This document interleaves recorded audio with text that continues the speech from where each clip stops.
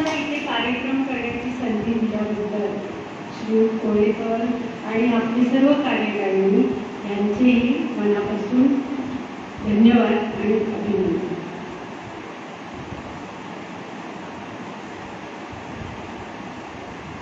आजचा हा चंद्र आहे साक्षीला हा 79वा कार्यक्रम आहे या विषयावरचा.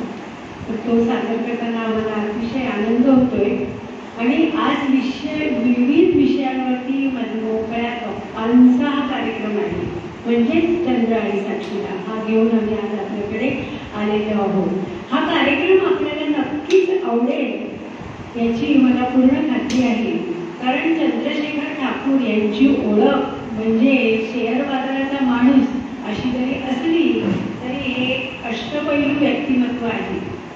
मराठी नाट्यातील सौंदर्य स्थळे या त्यांच्या कार्यक्रमाचे 119 प्रयोग आतापर्यंत झालेले आणि 120वा आता मंगळवारीच आहे. आणि चंद्र आणि साक्षीला आता म्हटल्याप्रमाणे 79वा प्रयोग आम्ही आज करतोय.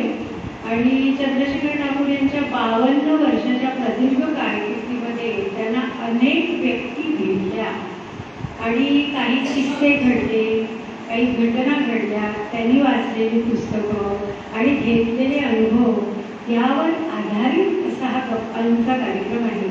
याला विषयाचं तसं बंधन नाहीये.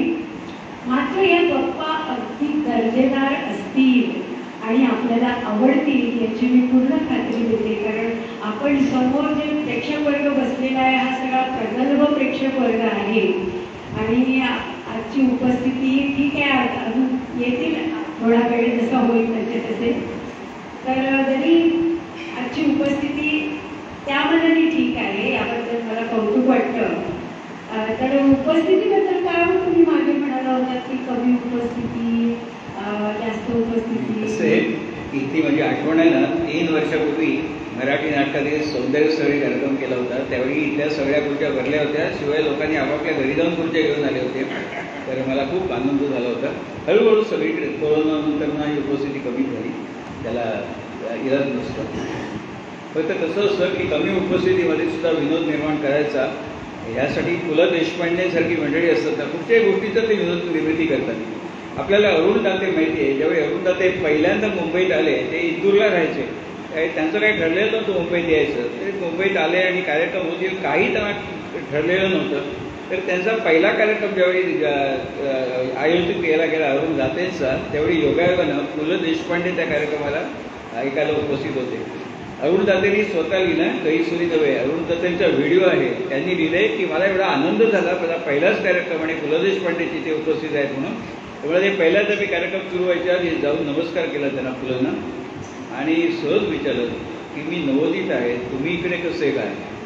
तर पुलं म्हणाले त्यांना, कसं आहे हल्ली तब्येत बरी नसते म्हणून बरेच महिने मी बाहेर पडलो नाही. डॉक्टर म्हणाले आता बाहेर जायला हरकत नाही, फक्त जिथे कमी गर्दी असेल अशा ठिकाणी जायला. म्हणजे त्या क्षणानुसार कसा विनोद निर्मिती करणं. फुलंही खरोखर फुलं होते. आणि मला असं म्हणायचंय की असे शब्दांचे खेळ फक्त फुलंच करू शकतात. असेच एकदा फुलं रिक्षामधून चालले होते आणि थोडं काम आटून त्यांना लगेच परत यायचं होतं. म्हणून ते रिक्षावाल्याला काय म्हणाले की जरा थांब, मी काम आटून येतो. पण रिक्षावाला उर्मटपणे म्हणाला, नाही नाही, वेटिंगचे पैसे लागतील तुम्हाला. त्यावर फुलं लगेच रिक्षावाल्याला म्हणाले, अरे वा, म्हणजे प्रवास फुकट आहे वाटतं. म्हणजे हे त्यांनाच सुचतं पटकन असं बोलणं. तर नेहमीप्रमाणे कार्यक्रमाचं शूटिंग चाललं आहे. उद्या सकाळी यूट्यूबची लिंक पाठवेल, जी मंडळी आली नाही त्यांना देखील बघता येईल. नेहमी मी करत असतो. काय रिक्षावाल्याचं ताई म्हणालं ना, रिक्षावाल्यांना ना अदनमधनं भाडं वाढवून दिलं जातं, तरी सुद्धा त्यांच्या तक्रारी ज्या त्यांच्याबद्दल आपल्या तक्रारी काळीच्याही कमी होत नाहीत. कारण भाडं वाढवून दिलं की मुख्यमंत्री सांगतात आता तुमचे लाड साडणार नाही का, पॅसेंजरचं भाडं नाकारायचं नाही, तक्रारी येतात नाही. पण ते मूळ पदावरती पुन्हा जातात, कारण तो त्यांचा स्थायीभावच असतो. आणि आपल्याकडे नाही, सगळीकडेच हा प्रकार असतो. इंग्लंडचे पंतप्रधान विन्स्टन चर्चिल आपल्याला सगळ्यांना माहिती आहे, ज्यांचं वैशिष्ट्य म्हणजे भारताला स्वातंत्र्य देण्याच्या एकदम विरुद्ध होते. ते म्हणत की भारतीय लोक राजकारणाला नालायक आहेत, त्यांना स्वातंत्र्य देऊ नका. ते त्यांचं मत चुकीचं होतं, आपण सिद्ध करून दाखवलं, ती गोष्ट वेगळी. पण ते एकदा चर्चिल रिक्षात बसून टॅक्सीमध्ये बसून ते रेडिओ स्टेशनला चालले होते. त्यांचं भाषण होतं. आता कोणी म्हणेल इंग्लंडचे पंतप्रधान टॅक्सीत बसून कसे काय जात होते. काय काय माणसं खरंच साधी असतात. आपल्या गोव्याचे मुख्यमंत्री मनोहर पर्रीकर सकाळी स्कूटरवर बसून भाजी आणायला जात असत. आपले मधु दंडवते रेल्वे मंत्री असताना आपले कपडे आपण धुत असत. ते काय काय माणसं असतात तशी. तसे ते टॅक्सीत बसून चालले होते रेडिओ स्टेशनला. त्यांचं भाषण होतं चर्चिल साहेबांचं. टॅक्सीवाल्यांनी अर्थातच त्यांना ओळखलं नाही. तर फिल्म लाईनमधल्या माणसाला सगळे ओळखतात. राजकारणात आता आपल्याला केंद्रीय मंत्रिमंडळामध्ये अमित शहानी आमचे मोदीजी सोडले तर कोणाची आले समोर ओळखणार सुद्धा नाही. आपल्याला नाव सुद्धा माहिती असत नाही. तर तसं टॅक्सीवाल्याला काय ओळखलं नाही काय पंतप्रधान आहेत वगैरे. त्याच्या लेखे किंवा पॅसेंजर आहे म्हणून. तर चर्ची साहेब टॅक्सीवाल्याला म्हणाले माझं 15 मिनिटाचं काम आहे रेडिओ स्टेशनला. तर तू थांबशील का. म्हणजे परत जाताना तुझ्या टॅक्सीत मी परत येईन. मला दुसरी टॅक्सी शोधायला नको. तो टॅक्सीवाला म्हणाला त्यांना की नाही साहेब मी थांबू शकत नाही. तुम्हाला ड्रॉप करणार आणि मी लगेच घरी परत जाणार. कारण आज आमच्या पंतप्रधान साहेबांचं प्राईम मिनिस्टर साहेबांचं भाषण आहे रेडिओवरती. ते ऐकायला मला जायला पाहिजे. ते चर्ची साहेब खुश झाले मनातल्या मनात की आपलं भाषण ऐकायला टॅक्सीवाला भाडं सोडायला तयार झाला. किती आपण लोकप्रिय होतो. बरं वाटतं त्यांना. त्यावर चर्ची परत म्हणाले टॅक्सीवाल्याला हे बघ मला दुसरी टॅक्सी शोधायला लागेल. मी तुला परत रिटर्न भाडं तर देणारच. शिवाय वरती 2 पाऊंड जास्त देईन. तू थांब ना गड्या. होणार नाही मला प्राईम मिनिस्टर साहेबांचं भाषण ऐकायचं मी थांबू शकत नाही सॉरी. त्यावर चर्चिल परत त्याला म्हणाले मी तुला 5 पाऊंड जास्त देईन. थांब ना. तो म्हणाला बिलकुल नाही तुम्ही मला भीड घालू नका. मला साहेबांचं भाषण ऐकायला जायलाच पाहिजे म्हणून. शेवटी चर्चिल त्याला म्हणाले हे बघ राहू दे तुझं माझं मी तुला 10 पाऊंड जास्त देईन. थांब ना रे गड्या. तेव्हा टॅक्सीवाला म्हणाला ओके थांबतो no problem take your own time. थांबतो ना. आणि त्याप्रमाणे तो थांबला. मग भाषण संपल्यावरती चर्चिल परत माझ्या गाडीत बसले टॅक्सीमध्ये याच्या. आणि परतीच्या प्रवासात सहज टॅक्सीवाल्याला विचारलं चर्चिल साहेबांनी काय रे मी तुला 2 वेळा सांगितलं थांब थांब थांब तू नाही म्हणालास. आता कसं काय थांबलास. तो टॅक्सीवाला म्हणाला सर तुम्ही मला 10 पाऊंड जास्त देणार म्हणालात ना. अरे मग झक मारत गेला चर्चिल. तात्पर्य चर्चिल साहेबांनी लिहिलंय माझी किंमत किती फक्त 10 पाऊंड. माझी किंमत किती फक्त 10 पाऊंड म्हणून. तर अशा प्रकारे सगळे टॅक्सीवाला कुठेही जा सगळे सारखेच असतात. तुम्ही अनेक वृत्तपत्रातून लेखन केलेलं आहे आणि विविध क्षेत्रातील शेकडो व्यक्तींना तुम्ही भेटलेले आहात. तर सोपी भाषा आणि सोपं लिखाण हे आपलं वैशिष्ट्य आहे. तर ही सोपेपणाची प्रेरणा आपल्याला कोणाकडून मिळाली करू. मी शाळेत असताना आचार्य अत्रेंचं पुस्तक वाचलं होतं मी कसा झालो. त्या पुस्तकात आचार्य अत्रेंनी मी लेखक कसा झालो मी निर्माता कसा झालो मी दिग्दर्शक कसा झालो सगळं लिहिलं होतं आपापल्या भूमिका त्यांच्या. तर त्यामध्ये एक वाक्य असं होतं की सोपं लिहिणं हे खूप कठीण असतं आणि कठीण लिहिणं हे खूप सोपं असतं. तसं आणखी त्यांनी जे होतं की सोपं बोलणं हे खूप कठीण असतं आणि कठीण बोलणं हे खूप सोपं असतं. त्यामुळे अनेक वक्ते कठीण कठीण शब्दात बोलतात लोकांना काय त्यातही कळत नाही. तर ते मला वाक्य कुठेतरी मनामध्ये माझ्या एक रुजलं गेलं आणि म्हटलं आपण म्हणून मी लोकसत्तामध्ये लेख लिहत होतो. 3 वर्ष लेख मला चालवले. हजारो लोकांची पत्रपित्र येत असत मेल येत असत. कारण आपण जे लिहितो ते लोकांना समजलं तर त्याचा उपयोग. त्यामुळे ती प्रेरणा मी आचार्य अत्रेंच्याकडून घेतली. आणि दुसरं एक प्रेरणास्थळ म्हणजे वसंत सबनीस. वसंत सबनीसांची ओळख आपल्याला लेखक म्हणून आहे पण तुमची माझ्याच वयाची मंडळी आहात. तुम्हाला आठवत असेल दादा कोंडकेंचं इच्छा माझी पुरी करा हे जे लोकनाट्य होतं त्यामध्ये सुरुवातीला वग जो असतो त्यामध्ये दादा कोंडके आणि वसंत सबनीस यांची भूमिका असेल. आणि वसंत सबनीस छान ते किंवा फेटा बांधून उंच वगैरे मस्त दिसायचे. पण दादा कोंडकेंच्या बरोबर उभं राहणं खायचं काम नाही आहे. पण वसंत सबनीस ताकदीने उभे राहत असतात दादा कोंडकेंबरोबर आणि तो वग छान त्याचा रंगत असेल. तर एकदा काय झालं की हे वसंत सबनीस कॉलेज जीवनात असताना एका वर्तमानपत्रामध्ये संपादकीय विभागामध्ये रात्रपाळीला काम करत असत. या गोष्टीला 60 वर्षाहून अधिक काळ झाला. त्या काळी कॉलेजचं शिक्षण एवढं सोपं नव्हतं. त्यामुळे दिवसा कॉलेजला जायचं आणि रात्री नोकरी करायची असा तो प्रकार होता. तर ते रात्रपाळीला असताना वसंत सबनीस तो दिवस होता 15 ऑगस्ट 1947. इंग्रजांनी मध्यरात्री भारताला स्वातंत्र्य जाहीर केलं आणि टेलिप्रिंटरवरती बातमी आली. आता एवढी महत्त्वाची बातमी ती पेपरात यायला पाहिजे. पण मध्यरात्री या पेपरवाल्यांचा एवढी लगीन घाई असते ना. कारण पेपर छापून तयार होऊन प्रिंटिंग करून खाली टेम्पो उभे असतात. अख्ख्या महाराष्ट्रात वितरण व्हायचं होतं. खूप घाई असते त्यांची मध्यरात्री. पण ही बातमी आली म्हटल्यावरती स्वातंत्र्याची बातमी तिथं द्यायला पाहिजे. आणि त्यावेळी मुख्य संपादक उपसंपादक सगळे गेलेले होते आणि हे ड्युटीवरती होते.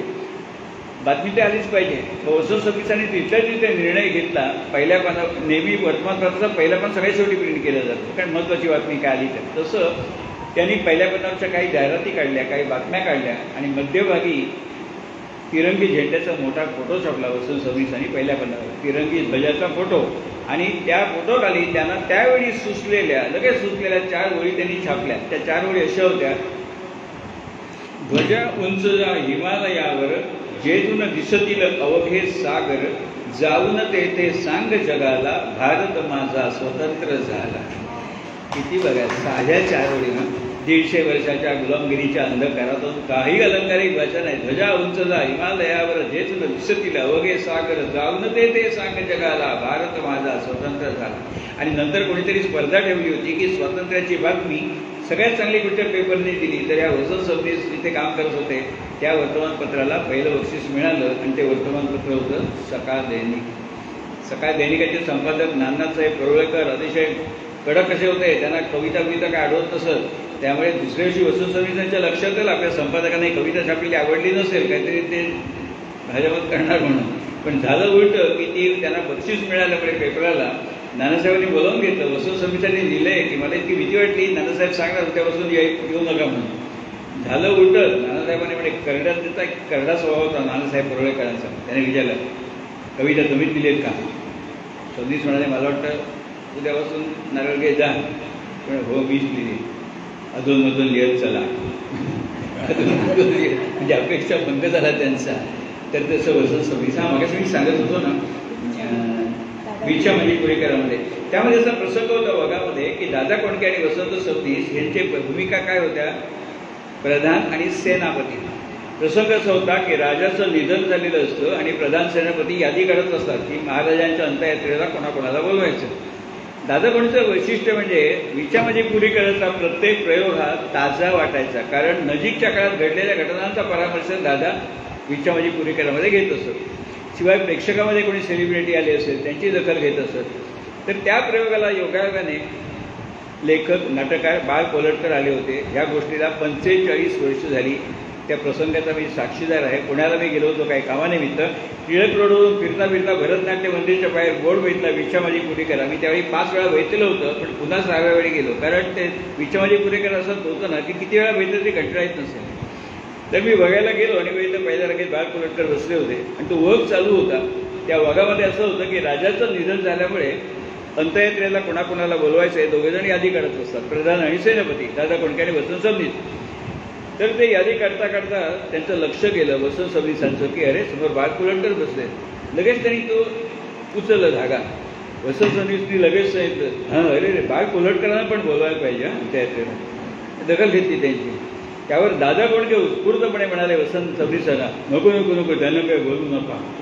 स्मशानामध्ये डीला डी लावून कविता करत बसले, त्यांना काय बोलू. त्यावेळी वाहतोय, तुम्ही हसला त्यावरून कळलं की वाहतोय दुर्वांची जुडी हे नाटक त्यावेळी बाळ कोलटकरांचं खूप प्रसिद्ध होतं.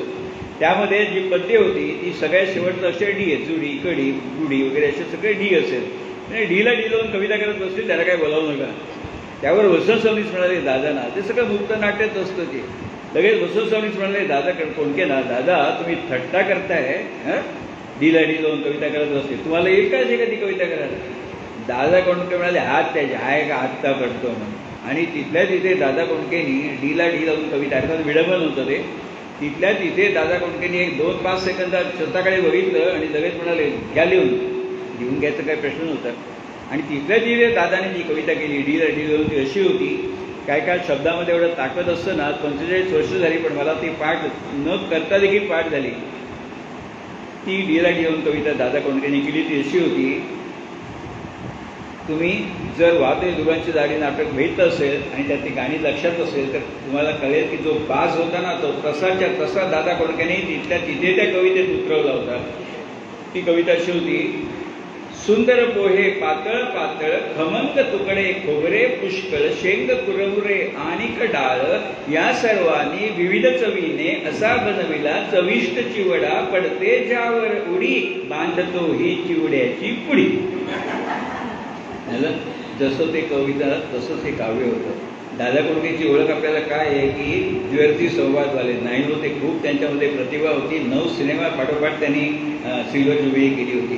तर असं एक त्याचं मला आठवण येते की ही मंडळी खरोखर खूप मोठी होती अशी. आकाशवाणी TV आणि जाहीर व्याख्यान अशा प्रकारचे कार्यक्रम आपण केले. आणि या सगळ्यापैकी तुम्हाला कोणतं माध्यम जास्त आवडलं? कारण लॉकडाऊनच्या काळामध्ये सुद्धा तुम्ही ऑनलाईन कार्यक्रम हेच सगळे कार्यक्रम करत होता. तर आकाशवाणी TV आणि जाहीर व्याख्यान ह्याच्यातला कुठला कार्यक्रम करायला जास्त आवडतो? अर्थात कोणाला विचारलं ना प्रत्येकजण सांगेल वक्ता कलाकार की लाईव्ह जाहीर कार्यक्रम असतो तो कोणालाही आवडतो. कारण तसं तर मागे मी म्हटलं असं, अहो ते दृश्य एवढं छान असतं, मागचं सगळ्या खुर्च्या भरल्या आहेत, लोक घरून खुर्च्या घेऊन येत आहेत, तो जो माहोल असतो ना आणि आपला कार्यक्रम लोकांना आवडतोय, चेहरे दिसत असतात, तो आनंद वेगळा असतो. TV आणि रेडिओवरती कार्यक्रम केले मी, पण त्याचा फायदा असा असतो की एका वेळी आपण लाखो लोकांपर्यंत पोहोचू शकतो. मी ज्यावेळी TV वर कार्यक्रम करत असतो हॅलो सखीमध्ये, तिथे ना मॉनिटरवर दिसत असतं की किती लोक फोन, आपल्याला फोन एंगेज लागतात, पण किती लोक ॲट अ टाईम फोन करतायत ते तिथे दिसतं. ते चिमण्या फिरत असतात, ते 100-150 फोन वेटिंग असतात. मग नशिबान माणसं त्याला फोन लागतो. ते दृश्य बघून छान वाटतं, कारण लाखो लोक आपल्याला बघतायत म्हणून. पण ती जी मजा असत नाही की जी लाईव्ह कार्यक्रमामध्ये जाहीर कार्यक्रमामध्ये असते ती. आणि अनेक वेळा काय होतं की ते काचेच्या कपड्यात बसून बोलल्यासारखं वाटतं. आणि निवेदक जो असतो तो जर त्याला विषय माहिती असेल ना, जसं मी आकाशवाणीवर कार्यक्रम केले, राजेंद्र पाटणकर निवेदक होते, जसे प्रपंच मालिकेमध्ये जे होते ना टेकाळे भाऊजी, ते राजेंद्र पाटणकर, तर ते त्या कार्यक्रमामध्ये निवेदक असत माझं. त्यामुळे खूप चांगल्या रंगीतात तो कार्यक्रम होत असेल. तर एकदा काय झालं की तो 3 ते 4 सरळपणे मी 10 कार्यक्रम केले रविवारी आकाशवाणी मुंबईवरती. स्वरसंवाद 3 ते 4 लाईव्ह कार्यक्रम असायचा. तिथे एडिटिंगला चान्स नाही, लोक थेट प्रश्न विचारतात, कस लागतो आपला. आणि मी आकाशवाणीवरती 2 वाजता जाऊन बसायचं, कारण लाईव्ह कार्यक्रम ट्रेन लेट झाली काय झालं तर वेळ व्हायला नको, 1 तास आधी जाऊन बसत असेल. एका रविवारी मी असं गेलो असताना राजेंद्र पाटणकर मुलाखती घेत होते, काही तरुणी आल्या होत्या, कारण आकाशवाणीवरती निवेदक आणि निवेदिका या पदासाठी भरती चालू होती. आणि त्या आलेल्या उमेदवारांच्या मुलाखती राजेंद्र पाटणकर घेत होते. तर एक मुलगी त्यातली ती MA वगैरे झालेली होती, गोल्ड मेडलिस्ट होती.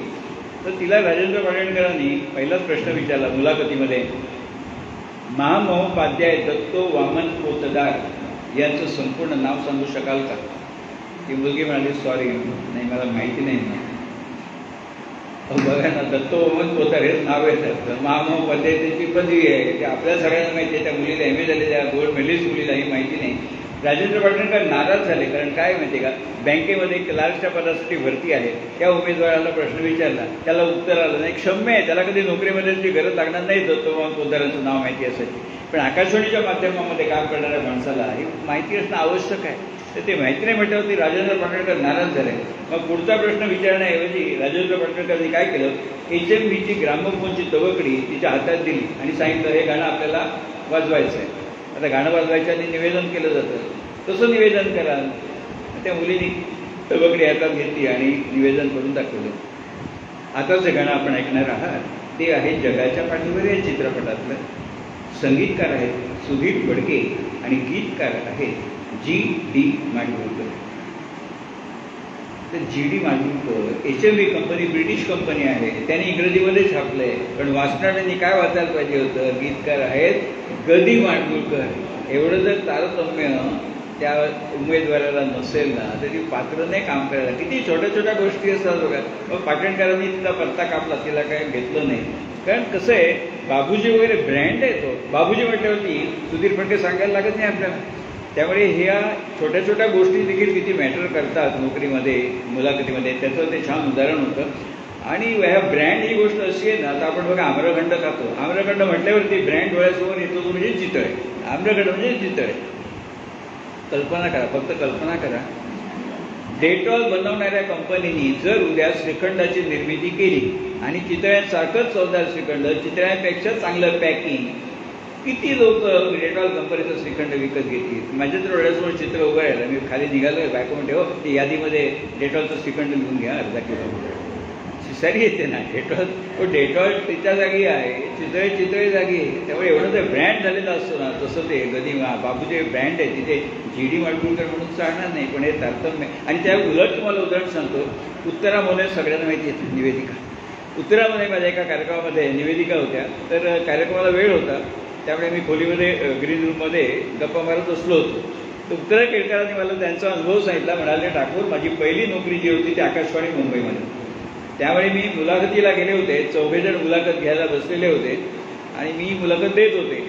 ते आपापले प्रश्न विचारत होते. मलाही कळत होतं की माझी उत्तरं व्यवस्थित देते मी म्हणून.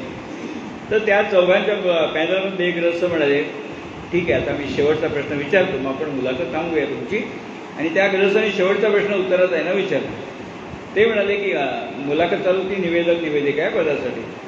तर ते गृहस्थ म्हणाले मुलाखत घेणारे, कल्पना करा तुम्ही बातम्या वाचता. अनेक काय होतं, रेडिओ टीव्हीवर बातम्या वाचत असताना शेवटच्या घडीला काहीतरी महत्त्वाची बातमी येते, मग ना हळूच चिठ्ठी देतात, आपल्याला दिसत नाही, हळूच चिठ्ठी देतात खाली निवेदिकेकडे. पण ती चिठ्ठी वाचून आपण बातमी बनवायची असते, एक मुद्दा देतात. तसं त्या मुलाखत करण्याने विचारलं उत्तरा केळकरांना, समजा तुम्ही बातम्या वाचता आहात आणि तुम्हाला चिठ्ठी आली की सोमवारपासून बृहन्मुंबईचे पोलीस कमिशनर श्रीकांत बापट यांनी सोमवारपासून मुंबईमध्ये 2 दिवसाची कर्फ्यू जाहीर केली आहे, अशी चिठ्ठी आली, तुम्ही कशी बातमी वाचून दाखवाल? उत्तरामध्ये वाचून दाखवलं. आताच हाती आलेल्या बातमीनुसार बृहन्मुंबईचे पोलीस आयुक्त श्रीकांत बापट यांनी बृहन्मुंबईमध्ये सोमवारपासून पुढील 2 दिवस संचारबंदी जाहीर केली आहे. त्यांनी काय लिहिलं? कमिशनर यांनी वाचून दाखवलं. आयुक्त त्यांनी लिहून दिलं होतं कर्फ्यू जाहीर केले, यांनी वाचून दाखवलं संचारबंदी जाहीर केले. का? मराठी बातमीपत्र आहे. ते म्हणाले की हे सूचना आवश्यक आहे, कर्फ्यू म्हणजे संचारबंदी आहे, नॉलेज असणं आवश्यक आहे, तारतम्य समयसूचक सगळं. ते म्हणाले हे उत्तर मी दिल्यावरती त्या गृहस्थांच्या चेहऱ्यावरती हास्य होतं ना, ते बघून मला कळलं की माझ्या उत्तरावर ते खुश आहेत. आणि तसंच झालं. ते म्हणाले उद्यापासून कामावर रुजू व्हा, अपॉइंटमेंट लेटर नंतर देऊ म्हणून. म्हणजे एका चुकीपायी त्या बाईंनी नोकरी गमावली, जी.डी. माडगूळकर, आणि एका समयसूचकतेमुळे त्या उत्तरामध्ये ना नोकरी मिळाली. छोट्या छोट्या गोष्टी असतात. मी का म्हणतो चंद्राय साक्षीला, अशा हजारो लोकांना भेटलो, बोललो, त्यामुळे त्यांच्या प्रत्येकाच्या अनुभवातून आपण शिकत असतो, आपण त्या प्रसंगाचे साक्षीदार असतो. खूपच सुंदर दिसतात. तुम्हाला वाचनाची आवड आहे मला माहिती आहे, आणि खास करून दौऱ्यावर असतात की तुम्हाला भरपूर वाचायला वेळ मिळतो. तर तुम्हाला कोणत्या प्रकारची पुस्तकं वाचायला जास्त आवडतात? विषय कुठले आवडतात? कुठली पुस्तकं तुम्ही जास्त वाचता? कसं आहे, मला वाचायला सगळ्या प्रकारचं वाङ्मय आवडतं, पण जास्त मी रमतो विनोदी वाङ्मयामध्ये. पण त्यामध्ये सगळे आले, पु ल देशपांडे आले, वपू काय आले, जी.व्ही. जोशी आपल्या जुन्या काळातले. कसं असतं की विष्णूशास्त्री चिपळूणकरांचे निबंध मला, मी शाळेत 11वी SSC तेवढी होती, आपल्याकडे 10वी नव्हती, 11वी SSC. 11वीत असताना मी निबंध मला वाचली होती विष्णूशास्त्री चिपळूणकरांची, शिक्षकांनी सांगितलं म्हणून. पुलंचं सगळं वाङ्मय वाचतं, विवेकानंदांचं चरित्र वाचतं, विविध प्रकारची पुस्तकं. Doctor B.N. पुरंदरे म्हणून स्त्रीरोग तज्ज्ञ होते, गायनाकॉलॉजिस्ट आपण मराठीत म्हणतो, गायनाकॉलॉजिस्ट. ते गायनाकॉलॉजिस्ट B.N. पुरंदरे, त्यांचं चौपाटीला गिरगावला हॉस्पिटल आहे, आता ऐकायला माहिती नाही, पुरंदरे नर्सिंग होम. तर त्यांनी शल्य कौशल्य नावाचं एक पुस्तक लिहिलं होतं आत्मचरित्र. त्याच्यात त्यांनी इतकं छान दिलं होतं, मी ते पुस्तक वाचताना असं जाणवतं की एक निष्णात डॉक्टर एक उत्तम लेखक कसा असू शकतो. त्याचं उत्तम उदाहरण म्हणजे शल्य कौशल्य. त्या पुस्तकाला सरकारचा पुरस्कार पण मिळाला होता. तर त्या पुस्तकात त्यांनी अनेक गोष्टी लिहिल्या होत्या. आता ते पुरंदरे खूप जगप्रसिद्ध सर्जन होते, त्यांना बाहेर बोलावणी यायची कॉलेजमधनं, परदेशात आमच्या मुलांना प्रात्यक्षिक दाखवा म्हणून. तर त्यांनी त्याच्यात लिहिलं आहे, मी युरोपमध्ये एका देशामध्ये गेलो होतो, त्यांनी मला सांगितलं प्रात्यक्षिक दाखवा ऑपरेशनचं. ऑपरेशन करून दाखवलं. त्यामुळे तिथे डॉक्टर म्हणाले मला, म्हणजे पुरंदरे सरांना, की तुमच्या हातात बोटात काही जादू आहे हो, हां कसे बरोबर तुमची बोटं हे करतं, आमची अशी बोटं नाही काम करत, तुमचं कसं काय जादू आहे तुमच्या बोटामध्ये. त्यावर पुरंदरे म्हणाले, अरे आमच्या बोटांना व्यायाम असतो, तुमच्या बोटांना व्यायाम नाही, सगळे खाता काटे चमच्याने घामती करता, तुमच्या बोटांना व्यायाम आहे कुठे? हे म्हणे कारण आहे, आम्ही बोटांना जास्तीत जास्त कणिक मिळतात, त्यांच्याकडे फूड प्रोसेसर, आपल्या एका हाताने कणिक मिळतात, सगळ्यांना आपला व्यायाम आहे बोटांना, जो तुम्हाला नाही. म्हणजे पटणारं उत्तर होतं ते. म्हणजे काही छोट्या छोट्या गोष्टी असतात, ते किती मॅटर करतात ते आपल्या लक्षात येतं. आणि अनेक पुस्तकं वाचतो. दामू धोत्रे म्हणून, मी बरंच एक पोर्टलवरती लेख लिहिला होता, खूप लोकांचा रिस्पॉन्स आला त्याच्यावरती. दामू धोत्रे नावाचे एक सर्कसपटू होते, ज्यांना इंग्रजीमध्ये वाईल्ड ॲनिमल ट्रेनर म्हणतात, मराठीत आपण त्यांना रिंग मास्टर म्हणतो. इंग्रजी शब्द येतो पण आपण तो मराठीचा रिंग मास्टर. प्रत्येक सर्कशीत रिंग मास्टर असतो. तो वाघ, सिंह, हत्ती त्यांचे खेळ घेत असतो. ते रिंग मास्टर म्हणून दामू धोत्रे परदेशात 38 वर्ष त्यांनी नोकरी केली. युरोप खंडातल्या सर्कशीत 38 वर्ष नोकरी केली आणि नंतर ते निवृत्त होऊन भारतात आले आणि पुण्याला टिळक रोडवर सर्कस व्हिला नावाचा बंगला बांधला. त्यांनी सुदैव माझं की मी त्याला भेटायला गेलो होतो. 2 तास मी त्यांना भेटू शकलो. त्याने वेळ दिला मला. खूप ते पुस्तक लिहिलं. त्यानंतर मला त्यांचा पत्ता मिळाला. मी त्यावेळी फोन बिन काही नव्हतं. मी पोस्टकार्ड पाठवलं होतं आपल्याला भेटायचं ते म्हणजे कधी या गुरुवार शुक्रवार संध्याकाळच्या वेळी. तर त्यांनी इतका मला वेळ दिला आणि सगळे अनुभव सांगितले त्यांचे. तर ते पुस्तकात त्यांनी लिहिले दामू धोत्रेंनी की जगामध्ये जिथे जिथे सर्कस असते त्या सर्कशीमध्ये एक रिंग मास्टर असतो. त्या रिंग मास्टरच्या हातामध्ये चाबूक असतो. त्या चाबकाचा आवाज अंगावर काटा येतो असा चाबकाचा आवाज असतो. पण म्हणाले आजपर्यंत जगामध्ये कुठच्याही सर्कशीत कुठच्याही रिंग मास्टरनी वाघाला सिंहाला हत्तीला कोणालाही चाबूक मारलेला नसतो. पण त्या चाबकाच्या आवाजाने ते प्राणी घाबरतात आणि त्यांना वाटतं ह्याच्या हातात जे काय ते मोठं शस्त्र आहे त्याने आपल्याला इजा होईल. आणि म्हणून तो वाघासारखा म्हणाले जंगलचा राजा त्या स्टोलावरती मुटकळ करून बसतो का त्याला भीती वाटते काहीतरी त्याने आपल्याला इजा होईल. हत्ती सुद्धा बघा ना अशा छोट्या टेबलावर बसतात. ते त्रास होत असेल पण ते बसतात. भीती त्या चाबकाची असते. त्यावर ते म्हणाले की आजपर्यंत जगामध्ये कुठच्या रिंग मास्टरनी चाबूक मारलेलं नाही. वाघाला सिंहाला तिला कोणाला चाबूक मारला नाही. आवाज करून ते घाबरत असतं. ते म्हणाले ज्या दिवशी एखादा रिंग मास्टर वाघाला चाबूक मारेल ना त्या दिवशी वाघाला कळून चुकेल ह्याच्या ह्या तथाकथित शस्त्रामध्ये काहीही दम नाही. पुढच्या क्षणाला तो हल्ला करेल रिंग मास्टरवरती. हे किती अनुभवाचे बोल असतात. त्यांनी इतक्या छान छान गोष्टी सांगितल्या. म्हणजे सगळ्यात कठीण शिकवायला कोण रेडा. रेडा त्यांनी ते छान दिले. म्हणे त्याला रेड्याला उभा करत असतो आम्ही. त्याच्या गळ्यामध्ये दोरी बांधायची अशी मुसकी म्हणतात त्याला. ती मुसकी धरून तिकडे एक मनुष्य दोरी घेऊन उभा इकडे एक माणूस घेऊन उभा आणि तिकडे एक मनुष्य हातामध्ये खायचं काहीतरी घेऊन उभा असतो. आणि रिंग मास्टर त्याला आज्ञा देतो रेड्याला लेफ्ट म्हणून. लेफ्ट रेड्याला काय कळत नाही. पण रिंग मास्टरने लेफ्ट म्हटल्यावरती इकडचा मनुष्य दोरी खेचतो की त्या रेड्याची मोठी अशी होते. त्याला ते खायला देतात. मग पुन्हा राईट म्हटल्यावर की तो दोरी खेचतो. ते रेड्याला असं 25 वेळा केल्यावरती कळतं की असं लेफ्ट म्हटल्यावरती असं करायचं का ते खायला मिळतं. हे म्हणजे फक्त लेफ्ट आणि राईट 2 शब्दापुरतं. कल्पना करा इतर शिकवायला किती वेळ लागत असेल. म्हणजे आपण तो खेळ बघतो 1.5-2 तासाचा मागे भयंकर कष्ट होतात त्याचे. अशा अनेक गोष्टी त्यांनी सांगितल्या. त्यामुळे ना हे सगळे आपण वाचतो माणसांना भेटतो खूप काय काय आपण शिकायला मिळत असतं. म्हणून म्हटलं सगळे अनुभव कुठेतरी मांडावेत. हजारो लाखो अनुभव असतात. सगळ्यांच्यात येत असतात. ते फक्त माझ्यासारखं आमच्याकडे माणूस जरा ते आठवतो आणि बोलत असतो. पण असं हे सगळं तुम्ही लक्षात ठेवता. एक पण कौतुक असतं त्यांचं. तर करेचे पाणी हा आचार्य अत्रे यांचे 6 खंड आहेत आणि सगळेच खंड अतिशय वाचनीय आहेत. कुठलाही खंड वाचायला सुरुवात केली की तो पूर्ण वाचल्याशिवाय आपल्याला ठेवत नाही. तर करेचे पाणी मधला एखादा आवडलेला तुम्हाला असा प्रसंग ऐकायला नक्कीच आम्हाला आवडेल. मी एकदा 1.5 महिना आजारी होतो. लग्नाच्या आधीची गोष्ट आहे. त्यावेळी हे करेचे पाणीचे सगळे खंड मी वाचून काढले. मुंबई मराठीमध्ये सभासद होतो मी. तर एका खंडामध्ये आचार्य अत्रेंनी लिहिलंय की पुण्याच्या नगरपालिकेमध्ये आचार्य अत्रे हे कॉर्पोरेटर होते. नगरसेवक. कॉर्पोरेटरला त्या काळी नगरसेवक हा शब्द नव्हता. कॉर्पोरेटरला म्हणत असत नगरपिता मराठीमध्ये. अजूनही व्हीटी स्टेशनला गेलात ना त्याच्या बाहेर दादाबाई फिरोजशाह मेहतांचा पुतळा आहे. त्या खाली लिहिलेले आहे नगरपिता मुंबई महानगरपालिका. त्यावेळी कॉर्पोरेटरला मराठीमध्ये नगरपिता शब्द होता. बाळासाहेब ठाकरेंनी ज्यावेळी पहिल्यांदा ठाणे नगरपालिकेची निवडणूक लढवली त्यावेळी प्रचाराची सभा मी ऐकली आहे. गिरगावात मी राहत होतो. त्यांनी सांगितलं माझी मंडळी जर निवडून आली ना तर आम्ही त्यांना नगरपिता म्हणणार नाही. बाळासाहेबांचे शब्द आहेत. आम्ही त्यांना नगरपिता न म्हणता नगरसेवक म्हणू. कारण हे आमचे बाप नाही आहेत. पिता काय आम्ही निवडून द्यायचं नोकरच त्यांचे. त्यामुळे आज कोणाही नगरसेवकाला काय माहिती पण नसेल नगरसेवक शब्द बाळासाहेब ठाकरेंनी निवड केला. त्याचं श्रेय दुसऱ्या कोणाचंही नाही आहे. तर आचार्य अत्रे नगरपिता होते कॉर्पोरेटर पुणे नगरपालिकेमध्ये. आता आचार्य अत्रे केवढं उत्तुंग व्यक्तिमत्व त्याच्या जवळपास जाण्याची कोणाची लायकी होती का. तर त्यांना ते खटकत असे की नगरपालिकेची सभा भरली की बाकीचे कॉर्पोरेटर सगळे आणि आचार्य अत्रे जमीन असताना फरक. त्यामुळे त्याने एकदा वैतागून मराठा दैनिकामध्ये आचार्य अत्रेंनी लिहिलं की पुणे नगरपालिकेमध्ये 50% नगरपिते गाढव आहेत. पुणे नगरपालिकेत 50% नगरपिते गाढव आहेत. तर मराठामध्ये त्यांनी लिहिलं. अपेक्षेप्रमाणे ज्यावेळी नगरपालिकेची सभा भरली त्यावेळी सगळे कॉर्पोरेटर लोक आचार्यावरती तुटून पडले. म्हणजे तुम्ही असं जरी 50% नगरपिते गाढव आहेत म्हणून आमचा अपमान आहे हा.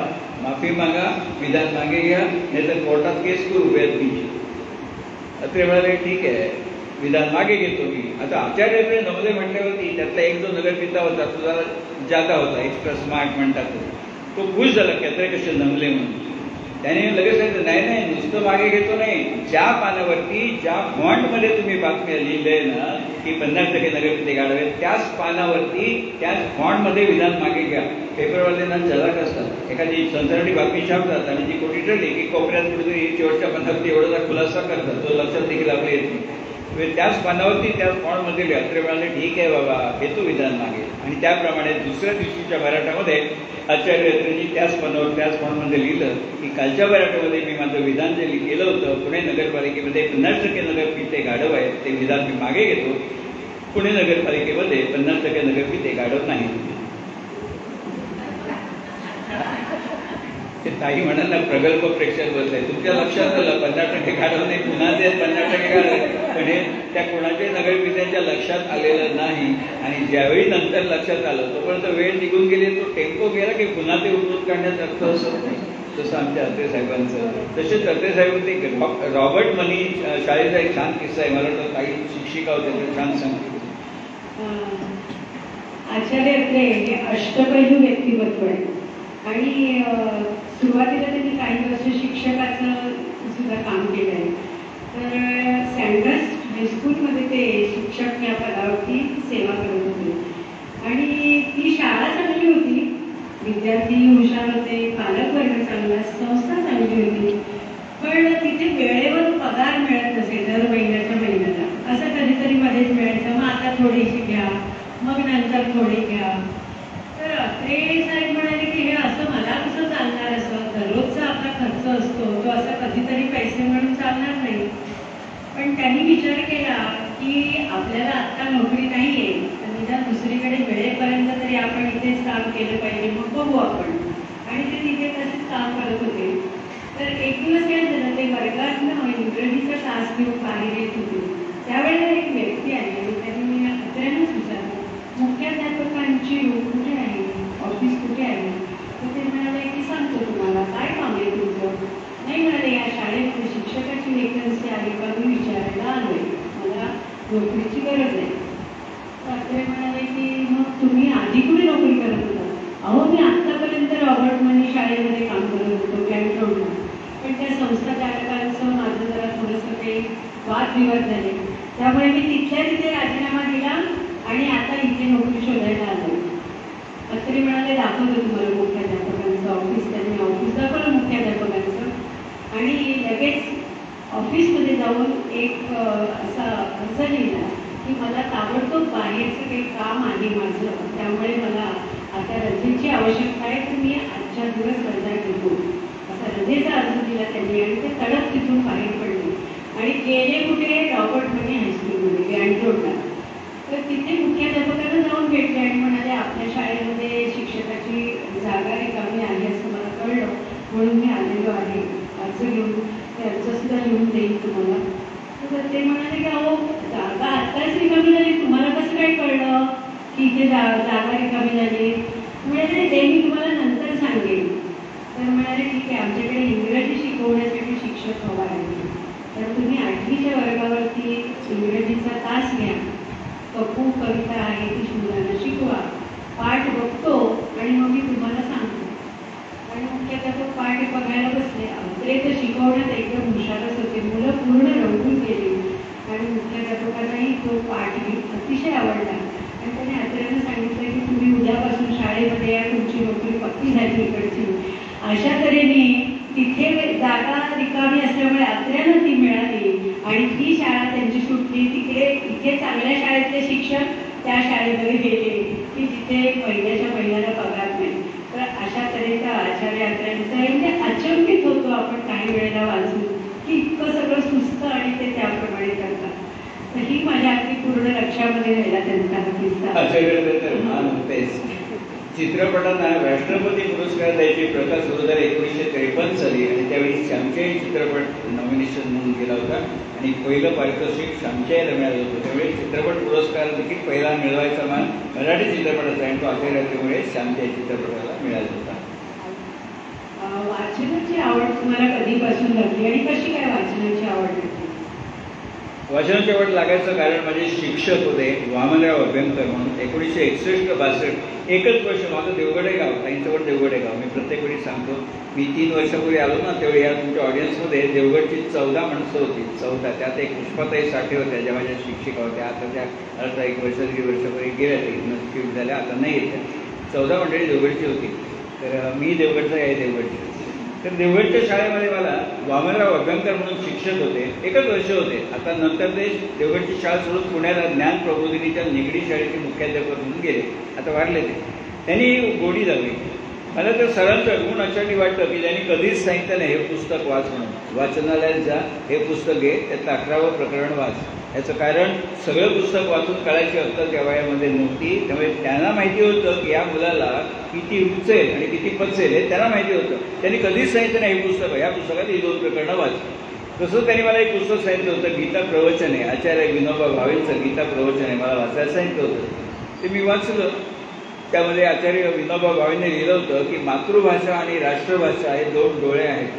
मातृभाषा आणि राष्ट्रभाषा, मराठी आणि हिंदी 2 डोळे आहेत. इंग्रजी हा चष्मा आहे, त्याने दूरचं दिसतं. आणि संस्कृत हा 3रा डोळा आहे, त्यांनी ज्ञानाचे सगळे दरवाजे उघडतात. किती छान वाक्य आहे बघा. विसरू म्हटलं तरी विसरलो. तशा प्रकारची भाषा समज त्यांना माहिती होतं की चटकदार काय असेल तरच मुलं वाचतील आणि त्यांच्या लक्षात राहील. ते त्यांचं खरंच ऋण आहे आमच्या वामनराव अभ्यंकरांचं. तसंच त्यांनी पावसाच्या थेंबाबद्दल पण सांगितलं. हो, आणि पावसाच्या थेंबाबद्दल पण त्यांनी छान सांगितलं विनोबाजींनी. ते म्हणतात पावसाच्या पाण्याचा थेंब ज्यावेळी हातावर पडतो त्यावेळी ते पाणी पिण्यायोग्य असतं. तोच पावसाच्या पाण्याचा थेंब ज्यावेळी गटारात पडतो त्यावेळी ते पाणी पाय धुवायच्या लायकीचं पण राहत नाही. तोच पावसाच्या पाण्याचा थेंब तापलेल्या तव्यावर पडतो त्यावेळी त्याचं अस्तित्व नाहीसं होतं, वाफ होऊन जाते. तोच पावसाच्या पाण्याचा थेंब कमळाच्या पानावर पडतो त्यावेळी तो मोत्यासारखा चमकतो. आणि तोच पावसाच्या पाण्याचा थेंब ज्यावेळी शिंपल्यामध्ये पडतो त्यावेळी त्याचा साक्षात मोती होतो. तात्पर्य याचं सार काय घ्यायचं की सहवास महत्वाचा. तापलेल्या तव्याचा सहवासाला अस्तित्व नाही झालं, शिंपल्याचा सहवासाला मोती झालं. त्यामुळे त्यांनी जर सहवास महत्वाचा. आणि मला खरोखर ते आवडलं. मला नेहमी वाटतं की 52 वर्षाच्या नोकरीच्या कारकिर्दीत हजारो लेखक, प्रेक्षक, वाचक भेटले ना, त्यांचा सहवास मिळाला. त्यामुळे असं वाटतं की जीवन आपलं सफल झालं. आता ह्या ठिकाणी मी 4थ्यांदा घेतोय. हे प्रेमच असतं ना संस्थांचं, प्रेक्षकांचं. आता आपण विनोबाजींच्या बद्दल बोललो. त्यांचंच आणखी एक पुस्तक म्हणजे गीताई. गीताई हा विनोबाजींनी दिलेला अमूल्य ठेवा आहे. ज्यांना संस्कृत भाषा समजत नाही त्यामुळे काय होतं, भगवद्गीतेचा आस्वाद घेता येत नाही, त्यांच्यासाठी ही सोय त्यांनी करून ठेवली. विनोबाजी यांनी आपल्या आईसाठी खरं म्हणजे गीताई लिहिली. आम्ही जेव्हा लहानपणी शाळेमध्ये होतो तेव्हा परिपाठाच्या तासाला आम्हाला गीताईचे काही श्लोक शिकवले जायचे. अगदी सुरुवातच अशी असायची, गीता ही माऊली माझी तिसावी बाळ विणता पडताळता घेई उचलोली कडेवरी. आणि मग पुढचे श्लोक म्हणायचे. तर महाराष्ट्राच्या सर्वसामान्य माणसांसाठी सुद्धा त्यांनी गीताई मराठीमध्ये लिहिल्यामुळे ही सगळी सोय उपलब्ध झाली. आणि भगवद्गीता वाचू शकतो आपण मराठीतून. तुम्ही म्हणतो ते खरं आहे. कारण मराठी माणसांचे उपकार तो विनोबाजींचे. भले त्याने आईसाठी लिहिली, पण ज्याला संस्कृत कळत नाही तो माणूस भगवद्गीतेचा आस्वाद घेऊ शकतो. हे विनोबाजींचे उपकार आहेत. आणि गीताईचं वैशिष्ट्य म्हणजे हल्ली कोणी लेखकाने पुस्तक लिहिलं ना, ज्याच्या 2, 3, 4, 5 आवृत्त्या निघाल्या की साहजिक आपल्याला आनंद होतो. पण गीताईच्या एकूण 269 आवृत्ती निघाल्या. 269 आणि प्रति विकल्या गेल्या 44 लाख. हा विक्रम आहे. अर्थात विनोबाजी संतप्रवृत्ती होते, त्यांना विक्रम वगैरे लिहायची देखील त्यांना गरज नाही वाटली. पण हा वस्तुस्थिती आहे की 269 आवृत्ती आणि 44 लाख प्रति म्हणून. आणि त्या गीताईमध्ये मला आवडलं ते शाळेत असताना ताई म्हणा तशी वाचलेली होती. पण भगवद्गीतेमध्ये जेवढे 18 श्लोक आहेत, 18 अध्याय आहेत, तेवढेच 18 अध्याय गीताईमध्ये आहेत. एका अध्यायात जेवढे श्लोक तेवढेच श्लोक गीताईच्या प्रत्येक अध्यायात आहेत. आणि एका श्लोकात जो अर्थ आहे मूळ भगवद्गीतेमध्ये तोच अर्थ एकाच श्लोकामध्ये गीताईमध्ये देखील आहे. कुठे असं झालं नाही की जरा ह्याच्यात कमी पडतंय म्हणून ओढून जाऊन पुढच्या श्लोकामध्ये, बिलकुल नाही. आधी उदाहरण सांगायचं झालं ते वाचल्या आणि महत्त्वाचं म्हणजे गीताई वाचताना असं जाणवतं की एकही शब्द आपल्याला अडत नाही. काही याचा अर्थ काय, बाबा याचा अर्थ काय, इतकं सोप्या शब्दात लिहिलंय ते. तसं पहिला जो अध्याय भगवद्गीतेचा धर्मक्षेत्रे कुरुक्षेत्रे समवेता युयुत्सवा मामका पांडवा शैव किमकुर्वत संजय. त्याचा भाषांतर विनोबांनी केले गीताईमध्ये. त्या पवित्र कुरुक्षेत्री पांडूचे आणि आमूचे युद्धार्थ जमले तेव्हा वर्तले काय संजया. बघा, एकही अक्षर एक शब्द इकडचा तिकडे नाही. मग असं सगळे पुढे चालत चालत चालत चालत 18वा अध्याय येतो. 18व्या अध्यायामध्ये अर्जुन सांगतात भगवान श्रीकृष्णाला की गीता ऐकून झाली गीता की माझ्या सगळ्या शंका सगळे संशय निवृत्ती झाली, मी आता लढायला तयार आहे. तो जो 18व्या अध्यायातला श्लोक आहे भगवान आपल्या अर्जुनाच्या तोंडी, नष्टो मोहा स्मृतिर्लब्धा त्वत्प्रसादा मयाच्युत स्थितोस्मी गतसंदेह करिष्ये वचनम तव. त्याचं भाषांतर विनोबा कसं करतात, मोहमेदा चितो देवा कृपेने स्मृतीला बली झालो निशंक मी आता करीन म्हणसी तसे. किती सोप्या शब्दात, कुठे असा शब्द अडत नाही आपल्याला. तसं विनोबाजींचं जे काम आहे ना, महाराष्ट्रात खरंच उत्तर. गेल्या 52 वर्षामध्ये तुम्ही आर्थिक क्षेत्रामध्ये कार्यरत होता आणि आपला देश महासत्तेच्या दिशेने वाटचाल करत आहे असं नेहमी म्हटलं जातं. तर मलाही एक तुम्हाला प्रश्न विचारावा असा वाटतो, विचारू का? आपला देश महासत्ता कधी होईल बरं? होईल की होणार नाही? कालच्या लोकसत्ता हल्ली ना असं म्हटलं जातं की आपला देश महासत्तेच्या दिशेने वाटचाल चालू आहे, कारण आपल्या देशाचं सरासरी वय जे आहे ना ते 35 आहे असं म्हटलं जातं. त्यामुळे भारत महासत्तेच्या दिशेने वाटचाल करते असं म्हणतात. पण माझं एवढंसं मत त्याबद्दल अनुकूल नाही आहे असं. आता तुम्ही प्रश्न विचारत, आता इथे मी शेअर बाजारचं व्याख्यान केलं, कॅशलेसचं केलं, सायबरचं केलं, नाटकाचं केलं. पण हा प्रश्न विचारला तर माझं उत्तर असं आहे की भारत महासत्ता कधी होईल स्पष्ट सांगायचं झालं, ज्या दिवशी कोकणचा कॅलिफोर्निया होईल त्या दिवशी भारत नक्की महासत्ता होईल. तात्पर्य कोकणचा कॅलिफोर्निया अजून झालेला नाही आहे. 36 वर्षापूर्वी एका मुख्यमंत्री, नाव सांगत नाही, एका मुख्यमंत्र्यांनी आम्हाला सांगितलं होतं कोकणचा कॅलिफोर्निया करू, आणि त्यावर विसंबून आम्ही वेड्यासारखी मतं देत राहिलो. अजून काय कोकणचा कॅलिफोर्निया झालेला नाही. तर ज्या दिवशी होईल त्या दिवशी नक्की होईल. पण काय होतं, हा महासत्ता व्हायला वगैरे ना अनेक गोष्टी कारणीभूत असतात. जसं 4 वर्षापूर्वी लोकसत्ता आणि महाराष्ट्रामध्ये दोन्ही ठिकाणी बातमी आली होती की 2016 साली आपण रेल्वेतनं जातो बघा, 2 टायर एसी 3 टायर एसीमध्ये आपल्याला अंथरूण पांघरूण देतात, बेडशीट तुळशी सगळं देतात. आता देत नाही, करोनापासून ती गोष्ट वेगळी. तर बातमी अशी होती की 2016 साली या रेल्वेच्या डब्यातून एकूण 22,000 बेडशीट चोरीला गेल्या. आता चोरीला गेल्या म्हणजे चोरांनी नेलं नाही, पॅसेंजरनी घरी घेऊन गेल्या. ते चोरणारे चोर नव्हते, सामान्य माणसं होती, 2 टायर 3 टायर एसीमध्ये काम करणारी, प्रवास करणारी. पण 22,000 बेडशीट चोरीला गेल्या. आमचं काय सामाजिक चारित्र्य आहे मला सांगा. मी बाहेर जातो ना, मी सगळ्यांशी बोलतो, मी अगदी छोटा फूड पॉलिसवाले सुद्धा गप्पा मारतो. आपल्याला खूप शिकायला मिळतं. हे रेल्वेचे लोक असतात ना, हे बेडशीट देणारे ते रेल्वेचे कर्मचारी नाही आहेत, कॉन्ट्रॅक्टरचे कर्मचारी आहेत. आणि कॉन्ट्रॅक्टरला किती पगार देतो? 8,000 9,000. आणि बिचारा मुंबईहून निघाला ना अलाहाबादच्या ट्रेनला की 5व्या दिवशी तो मुंबईत येतो. 5 दिवस चाकावर असतात ती माणसं. आणि एक बेडशीट चोरीला गेली म्हणजे हरवली, गाळ झाली की कॉन्ट्रॅक्टर त्यांच्या पगारातून तेवढे पैसे कापून घेतोय. वस्तुस्थिती आहे. कसला तर सामाजिक चारित्र्य सांगा. त्यामुळे महासत्ता वगैरे सगळा बकवास आहे. आणि आता हा मी सांगतो तुम्हाला, अमर्त्य सेन यांनी हे सगळे आर्थिक विषय इतके छान सांगितले आहेत ना. अमर्त्य सेनला एकदा कोणीतरी विचारलं जागतिक अर्थव्यवस्था म्हणजे काय. त्यांचं वैशिष्ट्य म्हणजे सोप्या शब्दात सांगत असत, उगाच आपलं पांडित्य जोडायचं नाही. त्यांना एकाने विचारलं की जागतिक अर्थव्यवस्था म्हणजे काय. अमर्त्य सेन म्हणाले, कल्पना करा खेड्यामध्ये तुम्ही गेलात, खेड्यामध्ये 2 तरुण आहेत, खेड्यातले तरुण, समोरून वाघ आला. त्यांना विचारलं तुम्ही काय कराल. खेड्याच्या तरुणाला विचारलं, समोरून वाघ आलाय काय की तुम्ही काय कराल दोघे जण.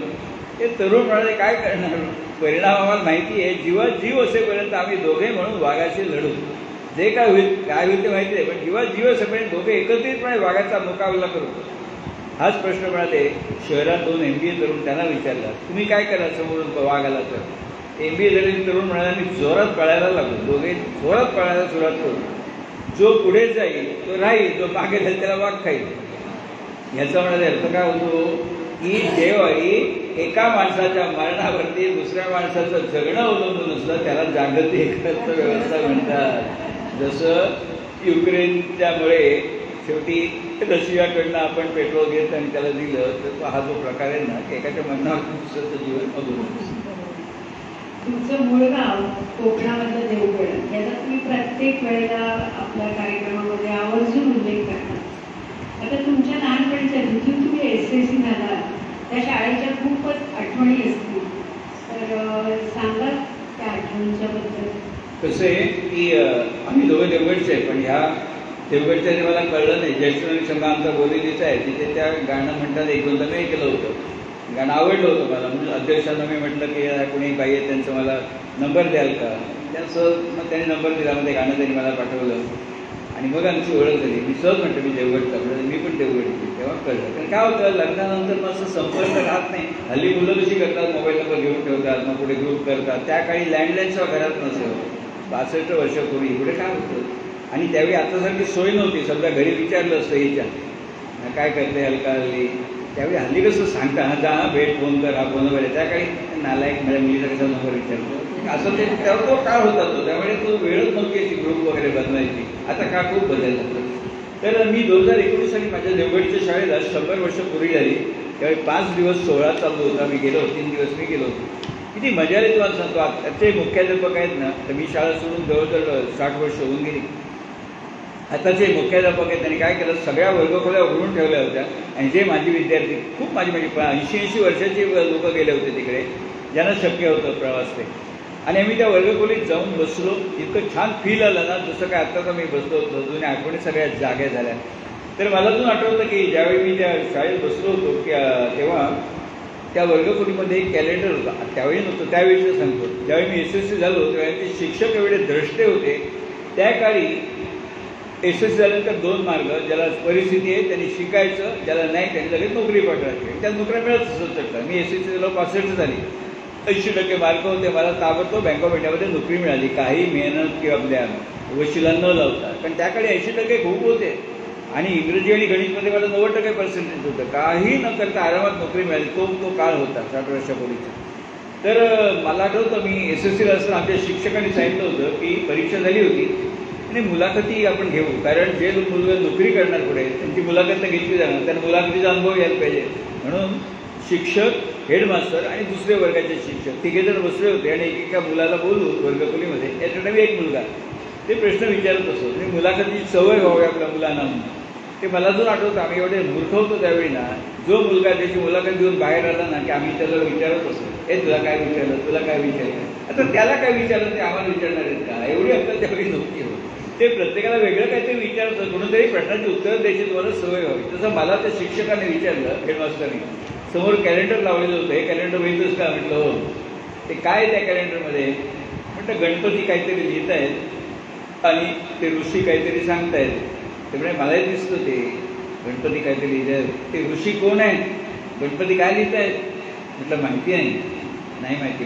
मला म्हणाले तुला माहिती नाही ना, ठीक आहे. ओरडले नाही, तुला माहिती नाही ठीक आहे. पण म्हणले गेलं 1 वर्ष तू या वर्गखोलीत बसतोय, गेलं 1 वर्षभर ते कॅलेंडर बघतोय, तुला कधी वाटलं नाही शिक्षकांना विचारावं असं, तो काय आहे कोण आहे विचारलं असतं. शिक्षकांनी सांगितलं असतं व्यासमुनी आहेत, ते मागवरच सांगतायत, गणपती लिहून घेत आहेत.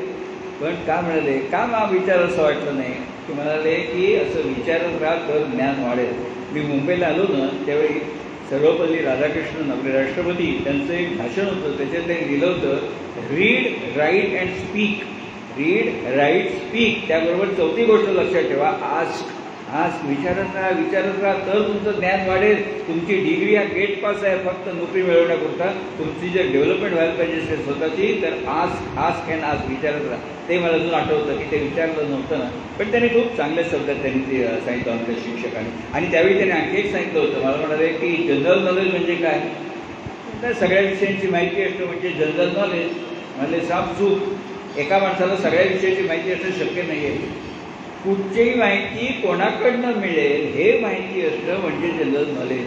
ते मला खरोखर एवढं पटलं. आजही एखादी विज्ञानविषयक प्रश्न असताना तुम्ही मराठी विज्ञान परिषदेला मेल पाठवतो, ते लोक लगेच 2 तासात उत्तर देतात. त्यामुळे कुठची माहिती कोणाकडनं मिळेल हे माहिती असणं म्हणजे जनरल नॉलेज. एका माणसाला सगळं माहिती असतं. मस्त व्याख्या खूपच छान सांगितली तुम्हाला. अवघं 50 वर्ष आयुष्य लाभलेले आणि वयाच्या 29व्या वर्षी महाराष्ट्राचे गृहमंत्री झालेले श्रीकांत जिचकार यांनी विविध विषयामध्ये 20 पदव्या मिळवल्या होत्या आणि 28 सुवर्ण पदकं त्यांना मिळाली होती. तर अशा या थोर व्यक्तींसह अनेक नामवंतांशी आपल्याला संवाद करण्याची संधी मिळाली होती. तर मला असा नेहमी प्रश्न पडतो की एवढ्या सगळ्या मोठ्या मोठ्या व्यक्तींना तुम्ही सहजासहजी कसं काय भेटू शकला? मी भेटतोय वस्तुस्थिती होती, पण सहजासहजी म्हणण्याचं कारण ना, माझ्याकडे एक किल्ली होती आणि त्या किल्लीचं नाव होतं Bombay stock exchange, BSE, share बाजारची इमारत. मी 52 वर्षात तिथे नोकरी केली. त्यामुळे काय व्हायचं की कोणालाही फोन केला ना की ते सवय होती. नमस्कार, मी चंद्रशेखर ठाकूर बोलतोय बॉम्बे स्टॉक एक्सचेंजमधून. आता मला सांगा, समोरच्या माणूस ज्यावेळी ऐकतो मी चंद्रशेखर ठाकूर बोलतोय बॉम्बे स्टॉक एक्सचेंजमधनं, त्यावेळी समोरच्याला एवढं तरी कल्पना 2 वर्ष बॉम्बे स्टॉक एक्सचेंजमध्ये बोलतोय म्हणजे काहीतरी असेल अंडोकांडोचंही म्हणून. ते नुसतं मी सांगितलं नमस्कार मी चंद्रशेखर ठाकूर बोलतोय, मग समोरून कदाचित उत्तर आलं सर वाण टाकवा, काय करायचं सवय ठेवली वाण टाकतो. अरे नीट विचार ना, नाही बघा सवय असते इतकं चिडखोर स्वभाव विचारतात वाण टाकतो. आता अनेक वेळा काय होतं, आपण फोन केल्यावरती आपण सांगावं मी चंद्रशेखर ठाकूर बोलते अमुक ठिकाणून, मला अमुक माणसाची बोलायचं आहे. तरी अनेक लोक समोरून द्या कोण बोलताय तुम्ही. ठीक आहे, हे पद्धत चुकीची आहे. तू सांग तू कोण बोलतेस, मी फोन करणार विचारणं कोण बोलतोय म्हणून. पण ती किल्ली मला खूप वेगळी पडली. मी लेखक श्रीना पेडसेला ज्यावेळी भेटलो त्यावेळी हेच केलं. मी फोन केला पेडसे साहेबांना आणि साहेब मी चंद्रशेखर ठाकूर बोलतोय बॉम्बे स्टॉक एक्सचेंजमधनं, सर आपल्याला भेटायचं होतं 5 मिनिटं. तेव्हा या संध्याकाळी 6 नंतर. मी काय खाली उतरत नाही, या. मग गेलो मी वेळे ते मला 1-2 पुस्तकं पण दिली होती भेट, सही स्वाक्षरी करून. पण मला फोनवर म्हणाले की चंद्रशेखर या तुम्ही, तुमचं स्वागत आहे, पण मला ते शेअर बाजारातलं काही कळत नाही ना, म्हणजे एवढं सांगतो. म्हटलं सर मला शेअर बाजाराबद्दल बोलायचंच नाही तुमच्याशी, तुमच्याला नमस्कार करायचा आहे फक्त. आता कसं असतं, माणसाला भेटायला जायचं, नमस्कार करायचं म्हटल्यावरती लगेच पेन्शन साहेब म्हणतील का त्याला नमस्कार चल निघाला, असं नाही होतं. तर कोण तू काय करतो कुठलं. 1 तास मी त्यांच्याबरोबर बोलत होतो. म्हणजे ते सांग ही माणसं खूप चांगली असतात की लगेच दुसरेपणाने कधी वागत नाही. फक्त आपल्या मी सांगितलं मला नमस्कार करायचा आहे, माझं कर्तव्य 5व्या मिनिटाला उठायचं, थांबा बसा नको बघ, पण तुम्ही सांगितलं 5 मिनिटांनी उठणं हे आपलं काम असतं. तर हे सगळं उपयोगी पडतं. त्यांनी जिचकरांचा उल्लेख केला. मी श्रीकांत जिचकरांना देखील फोन केला, म्हणजे आम्ही Chandrashekhar Thakur from Bombay stock exchange, yes please, yes please. त्यांनी सांगितलं मला काही काम नव्हतं, मला जिचकार साहेबांना भेटायचं होतं, कारण वयाच्या 29व्या वर्षी गृहमंत्री झालेले गृहस्थ का भेटून आणि एवढ्या पदव्या त्यांच्या गेल्यावरती सगळं व्यवस्थित झालं. पण मला जाणवलं असं की ते म्हणाले की 29व्या वर्षी गृहमंत्री झालेले श्रीकांत जिचकार त्यावेळी पोलीस कमिशनर होते, डॉक्टर सोमण साहेब म्हणते, सोमण. त्यांचं वय होतं 58, यांच्या दुप्पट. जिचकार म्हणाले की नेहमी सोमण साहेब आले पोलीस कमिशनर की मला सॅल्यूट मारत असत केबिनमध्ये येताना. मला ते आवडत नसे, कारण ते माझ्या वडिलांच्या वयाचे. मी त्यांना नेहमी सांगे सोमण साहेब तुम्ही मला सॅल्यूट मारू नका, मला चमत्कारिक वाटतं ते, मी तुम्हाला मुलासारखा. सोमण साहेब म्हणाले ते फरक येत आहेत, पण इथे कसं प्रोटोकॉल आहे ना, मी कमिशनर आहे, मी तुम्हाला रिपोर्ट करतो, युअर माय बॉस. पण तेव्हा नका असं करू एक प्रोटोकॉल वगैरे. पण म्हणे सोमण साहेब काय ऐकायला तयार नाही, ते आले की सॅल्यूट मारलं. आता म्हणाले मी तरी काय करू. मग म्हणजे मी माझ्यापुरता उपाय शोधला. सोमण साहेब केबिनमध्ये येण्यासाठी दार उघडलं माझ्या केबिनचं की मी उठून उभं राहत असे. सोमण साहेब आले की त्यांना खुर्ची असते, पण ते बसले की मग मी बसत असे. मीटिंग झाली, मी उठून त्यांना सोडायला केबिनच्या दरवाजापर्यंत जात असे. मी माझा मार्ग काढला ना, हा संस्कारांचा भाग झाला. हल्ली आपण बघतो या ग्रामपंचायतीमध्ये 24-25 वर्षाची पोरं ग्रामसेवक म्हणून निवडून, ग्रामपंचायतीचे सदस्य म्हणून निवडून येतात आणि मस्ती एवढी असते. हा 24-25 वर्षाचा पोर निवडणूक लढवून जनतेचा प्रतिनिधी झालेला, तिथे काम करणारे जे ग्रामसेवक असतात ते नोकर आहेत सरकारचे. त्याचं वय 50, 55, 56.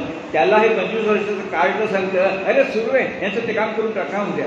अरे सुरू आहे तुझ्या वडिलांच्या वयाचा माणूस तू, संस्कार नाही. तेव्हा निवडून आले त्यांनी एवढी मस्ती असते की वाटतं मी कोण रोल लावून गेला. त्यामुळे जिचकार आणि सामान्य माणूस त्यांच्यात हा खरंच फरक आहे.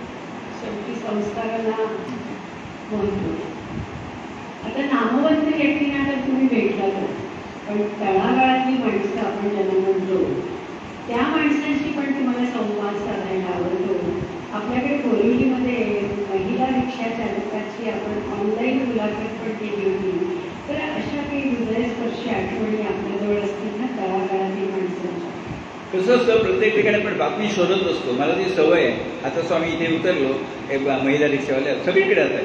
बोरिवलीमध्ये मी पहिल्यांदा बघितली महिला रिक्षा चालक, तर मी थांबवलं त्या बाईंना, रिक्षात बसतो आणि मग म्हटलं तुमची मुलाखत घेऊया. त्यात काय मग मुलाखत वगैरे त्यांना काय माहिती. म्हटलं मी तुम्हाला प्रश्न विचारतो उत्तर द्या. मग एका दिवशी दिवस ठरवला आणि त्या रिक्षा बाहेर उभ्या करून युनिफॉर्म सकट माझ्या घरी आल्या. मी घरीच मुलाखत घेतली त्यांची यूट्यूबवरती.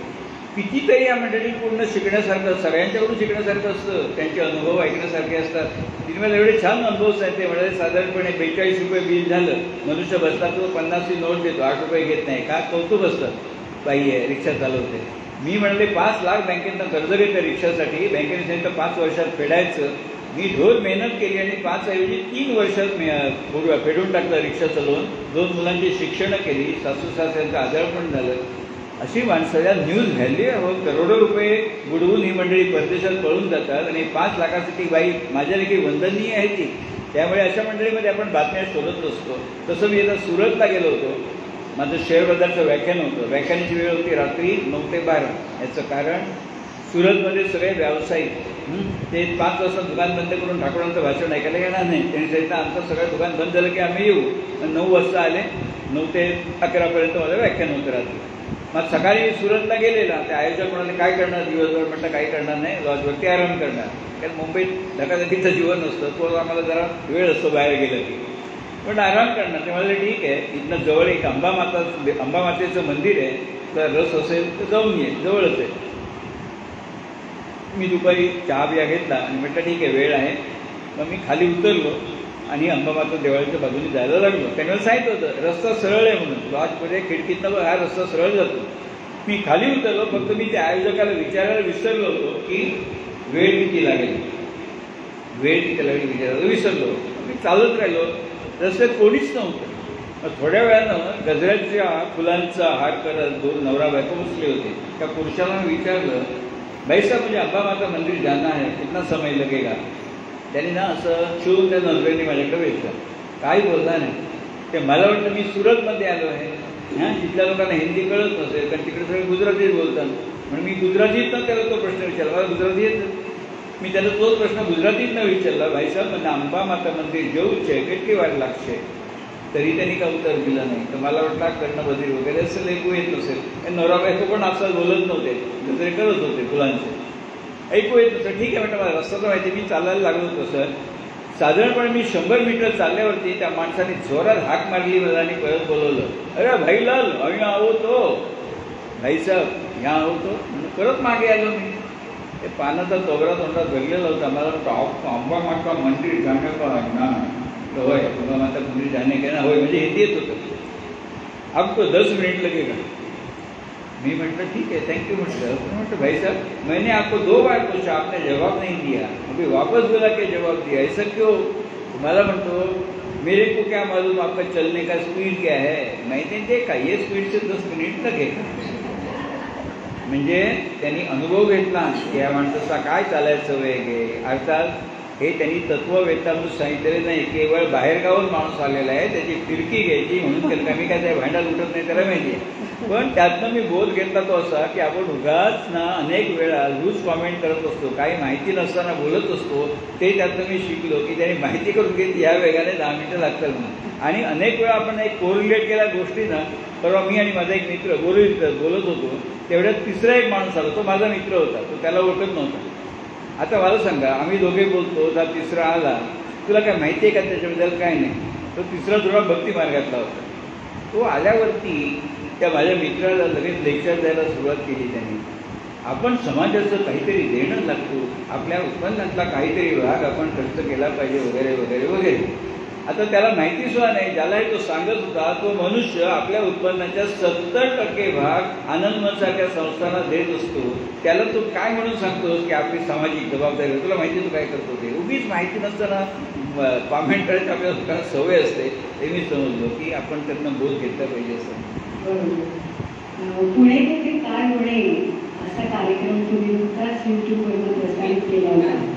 त्यामध्ये तुमचा काय हेतू होता. पुणे म्हटल्यावरती लगेच सगळ्यांच्या चेहऱ्यावरती थोडंसं हास्य आलं. काय केलं, पुणे आणि पुणेकर हा थट्टेचा विषय एटलीस्ट मुंबईकरांच्या सगळ्यांच्याच वरती असतो. मला ना खरं सांगतो, पुणेकरांचा वाईट अनुभव कधीच आला नाही, कधीही आला नाही. उलट जे आले ते सगळे चांगले अनुभव आले.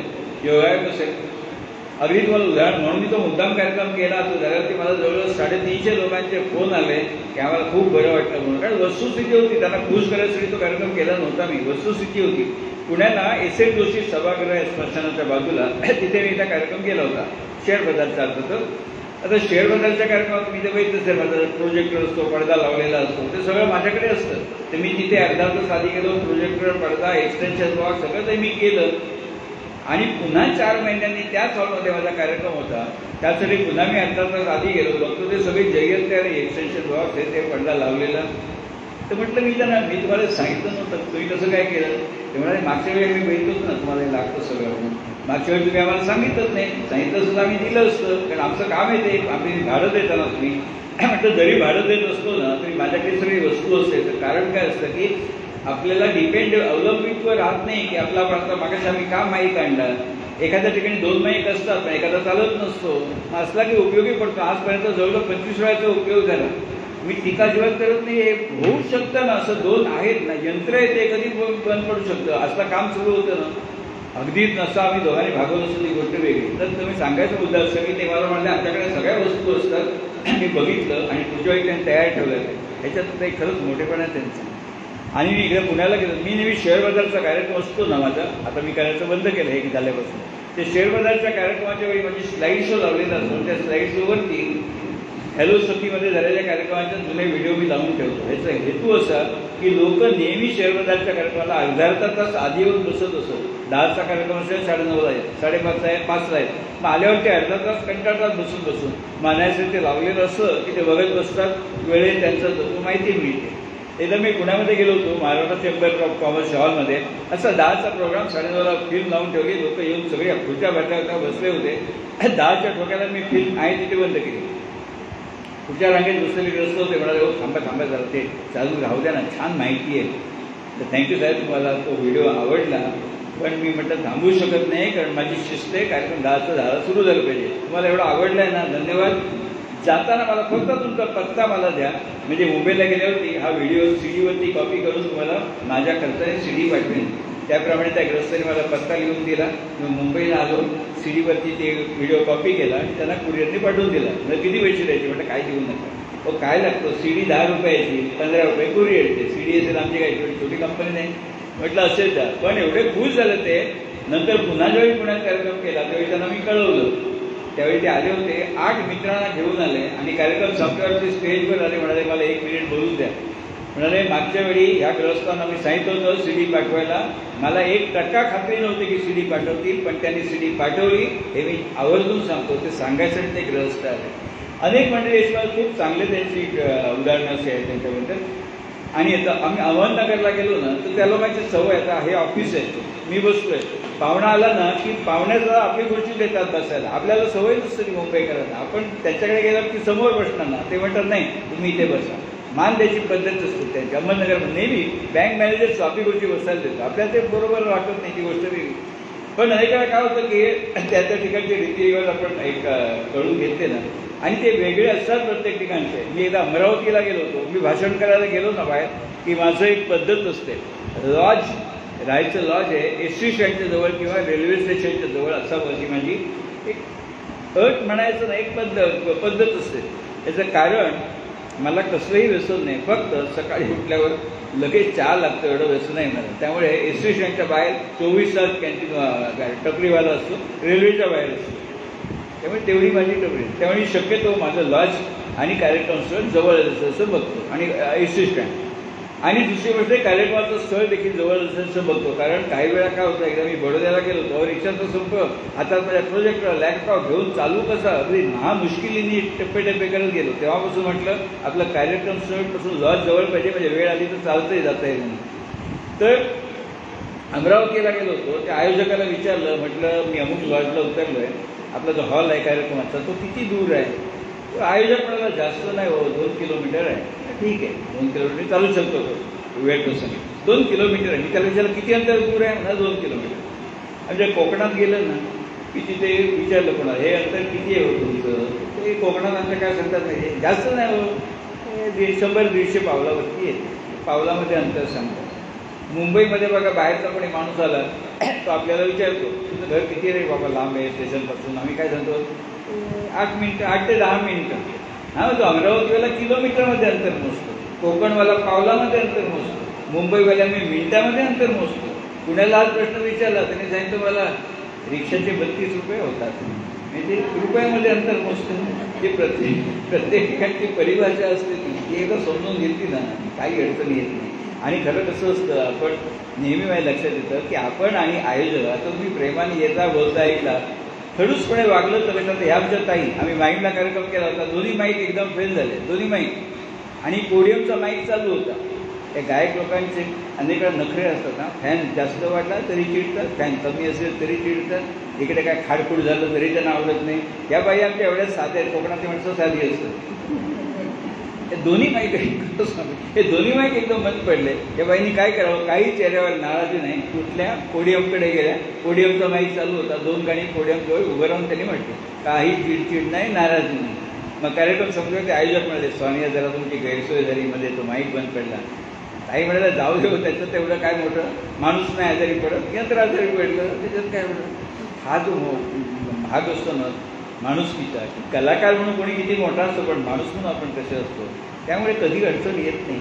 परवा मी एका कार्यक्रमाला गेलो होतो. तसं आहे की तुमचे आमचे सोयी गैरसोय नेहमी असतात. एखाद्या लोकं कमी आलेले असतात, आयोजन म्हणतो जर 10 मिनिटं थांबूया, म्हटलं 10 ना 20 मिनिटं थांबा, आम्हाला काही घाई असत नाही, कारण प्रत्येक ठिकाणी अडचण असतात काहीतरी लोक. त्यामुळे परवा मी एका कार्यक्रमात गेलो होतो. आल्या आल्या त्या कलाकारांनी काय सांगितलं आयोजकांना, लवकर कार्यक्रम सुरू करा, 5 माणसं असतील तरी सुरू करा, आम्हाला लांब जायचं आहे, उशीर आम्हाला चालत नाही. अरे अप्रिती निर्माण होते ना. आल्याला तुम्ही सांगता बरं लांब कुठे जायचं आहे, माटो काही बोरिवली, काही कल्याण वापरणार पण नाही, की असं म्हटलं की कसं होतं, अप्रिती निर्माण होते. आता थोडंसं तुमच्या बालपणाकडे येते sir. Number sir, Ganpati, Vyasmuni हे मगाशी तुम्ही सगळं बोललात. आणि जनरल नॉलेजचा किस्सा तर खूपच छान, तो अगदी कायम लक्षात राहील. तर तुम्हाला विविध विषयामधलं ज्ञान आहे हे दिसून येतं याच्यावरून.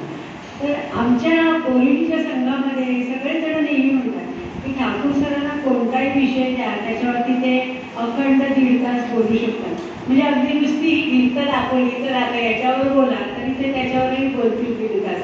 तर असं तुमच्याबद्दल सगळ्यांचं मत आहे, याच्याबद्दल काय सांगाल तुम्ही? मला ते सांगितलं पुरणपोळी कशी करायची, 1.5 तास काहीतरी मी पण बोलू शकलो.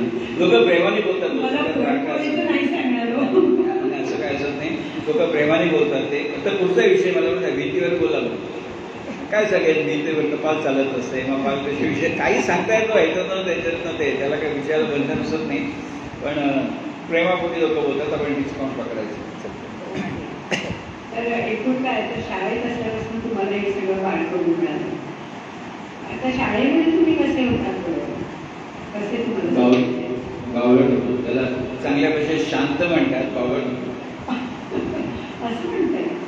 अरे कसं असतं, शांतपणाला आपण म्हणतो शांत, मुलगा शांत आहे, बावळट. कारण ना आमचं घर शाळेपासून तालुक्यापासून 5 किलोमीटर लांब, पण तालुक्याच्या ठिकाणी राहणाऱ्या मुलांची दादागिरी असतं, त्यामुळे फालतू समजत नसत, आमच्याशी बोलत पण नसत. त्यामुळे एक प्रकारचा न्यूनगंड असे त्यावेळी. आणि दुसरा न्यूनगंड असायचं कारण कमालीची गरिबी होती. गरिबी असते की आपोआप न्यूनगंड येतो, पैसे असते की आपोआप माज मस्ती येते, ते चालेल. आम्ही अति गरिबी परिस्थिती होती, त्यामुळे तो न्यूनगंड होता. आणि मुलं त्यामुळे कधी शंका विचारणं वगैरे कधी केल्या. आता मगाशी मी उल्लेख केला पुष्पाताई साठे इथे ज्या राहत होत्या, त्या माझ्या शिक्षिका होत्या 1961 साली. आणि मी 8वीत होतो आणि पहिल्यांदा आमचा बीजगणित अल्जिब्रा 8वीत पहिल्यांदा सुरुवात झाली. एवढा मी बावळट होतो, आम्हाला कळतही नव्हतं की जे सांगतात ते मला कळतंय का. आणि 6 महिने परीक्षा झाली, त्याच्यात मी प्रश्नपत्रिका सोडवली, पण ती बरोबर उत्तर आहेत हेही कळायला काय मार्ग नव्हता, कारण त्यावेळी गाईड्स वापरायला परवानगी नव्हती. छुपं वापरायचं म्हटलं, पैसे नव्हते गाईड घ्यायला, त्यावेळी कळतही नव्हतं मी काय लिहिलं ते. आणि 6 महिने झाल्यावरती एक दिवशी त्या साठेबाई आल्या, त्यावेळी त्यांचं नाव भिडे होतं, पुष्पा भिडे, नंतर साठे झाले. तर त्या आल्या पेपरचा गठ्ठा घेऊन, आणि आल्याला तिने विचारलं चंद्रशेखर ठाकूर कोण आहे रे. मी उभा राहिलो, तुम्हाला सांगतो अचानक गरम पाय झाले, शरीर थरथरायला लागलं. मला वाटलं की माझं सगळं काय काय चुकलंय ते आता माझी हजामत करतील की एवढं मी जीव तोडून शिकवते तुला काय कळत नाही, मूर्ख बद्दल काय काय म्हणतात निर्वचना करतील, सगळी मुलं हसतील, हे माझ्या डोक्यात. आणि त्यांनी एक 5-10 सेकंद पॉज घेतला, काही बोलल्या नाही. तो माझ्याशी तो पॉज एवढा भयंकर होता ना की म्हटलं आता काय बंबार्डिंग ऐकायला मिळते. मी उभा राहिलो नुसता, तर सगळ्या मुलांना म्हणाला सगळ्यांनी एकदा त्याचा पेपर बघा, कसा पेपर लिहायचा असतो तो. आणि त्या पेपरात मला 50 पैकी 49 मार्क होते. पण मला कळतच नव्हतं की मी लिहिलंय बरोबर आहे की चूक आहे ते. असा प्रकारचा कॅलिबरवाला म्हणजे होतो. त्यामुळे एका तळ्यात होती गदगे पिले सुरेख होते एक रूप वेडे, तसा तो माझा थोडासा होता. आणि कसं व्हायचं की शंका कधी विचारायचं नाही. मी 6वीत असताना एका मला शिक्षकांनी बहिणाबाईंचा अभंग शिकवला. त्याच्यात ते लिहिलं होतं माय म्हणता म्हणता होट होटा लागे विडे, माय जवळची म्हणून म्हणताना ओठ ओठाजवळ येतो. सासू म्हणता म्हणता गेला तोंडातून वायरा, सासू म्हणताना ओठ लांब जातो म्हणून सासू दूरची. माझ्या लगेच मनात हुशार वगैरे नाही पण मनात एकदम लक्षात आलं, सासू म्हणताना ओठापासून ओठ लांब जातो म्हणून सासू दूरची. मग आई म्हणताना पण ओठापासून ओठ लांब जातो, मग आईचं दूरची का, ते काय नाही. मग अर्थात मी हा प्रश्न शिक्षकांना विचारला. 6वीत होतो. मला वाटतं अपेक्षेप्रमाणे जरा बरोबर जवळ बोलावते, शाबासकी दिली. त्यांनी जवळ बोलवलं मला, पण शाबासकी वगैरे दिली नाही, चक्क कानफाटं दिली त्यांनी मला. आणि मला म्हणाले बहिणाबाईची चूक काढतोस, हा तू शहाणा का बहिणाबाई शहाणी, तिची चूक काढतोस. चूक काढायचा प्रश्न नव्हता, साधी शंका होती. मी असं तर उत्तर दिलं असं तेव्हा. ही शब्दांचे खेळ आहेत ना ते. माय म्हणतात सासू म्हणतात, जे होतं ते त्यांनी शब्द घेतला, आईबद्दल बोलल्याच नाही त्या. पण हे न सांगता त्यांनी डायरेक्ट अंतरात मारलं. तिथपासून कानाला खडा की शंका म्हणून कधीही विचारायची नाही. पण मग तसं मुंबईत वगैरे आलं. मग बहिणाबाईंचं हे बहिणाबाईंची गाणी म्हणून पुस्तक वाचलं. ते बहिणाबाई म्हणजे विद्यापीठच होतो. दूरदर्शनने एक छान त्याच्यावरती एकांकिकेसारखा कार्यक्रम केला होता. त्यामध्ये त्या दळत असतात बहिणाबाई आणि दळता दळता माहेरची आठवण येते. त्यांच्या तोंडातनं ओव्या बाहेर पडतात माहेरची आठवण आल्यावरती. आणि ते ओव्या म्हणता म्हणता एक बैराग येतो की ते छान म्हणजे दूरदर्शननी त्या काळामध्ये ब्लॅक व्हाईटच्या जमान्यामध्ये दृष्टीला लागण्यासारखा कार्यक्रम होता. ते बैराग येतो आणि तो अलग निरंजन करून भिक्षा मागतो. यांचं लक्षच नसतं एवढ्या माहेरच्या आठवणी घडल्यात, ओव्या बाहेर पडतायत, दळतायत. तेवढा तो आला आणि बैरागी म्हणा अलग निरंजन, यांचं लक्षच नव्हतं. बऱ्याच वेळाने बहिणाबाईंचं लक्ष गेलं की तो आलाय. मग त्या दळणं थांबवलं, घरात गेल्या, तांदूळ आणले आणि त्याच्या बैरागाच्या जोडी टाकले. तो बैरागी जाता जाता थोडासा चिमटा काढून गेला त्यांना बहिणाबाईंना. तो बैरागी म्हणाला माझं माहेर माहेर राहे सदा तुझ्या ओठी, मग माहेरून आली सासरीले कशासाठी. आणि तो निघून गेला. मग पुन्हा दळायला बसल्यावरती त्यांच्या डोक्यात क्लिक झालं बहिणाबाईंच्या. लगेच त्यांनी ताबडतोब ओवी सुटली, दे रे योग्या ध्यान ऐक काय मी सांगते, लेकीच्या माहेरासाठी माय सासरी नांदते. किती म्हणते खरंच बहिणाबाई म्हणजे विद्यापीठ होतं खरं ते एक प्रकारचं. तर असं सगळं नंतर मग फरक पडला. खरं तर आजचा गप्पांचा विषय आपला नाटक नाहीये, पण आपण प्रेक्षकाला मायबाप म्हणतो. तर प्रभाकर पणशीकर यांच्या नाटकातला एखादा संवाद आम्हाला सगळ्यांना ऐकायला नक्कीच आवडेल. आपण जो कार्यक्रम केला होता मराठी नाटकांची सौंदर्य निवडणं तो बघायला कुठे घेऊन आला तेव्हा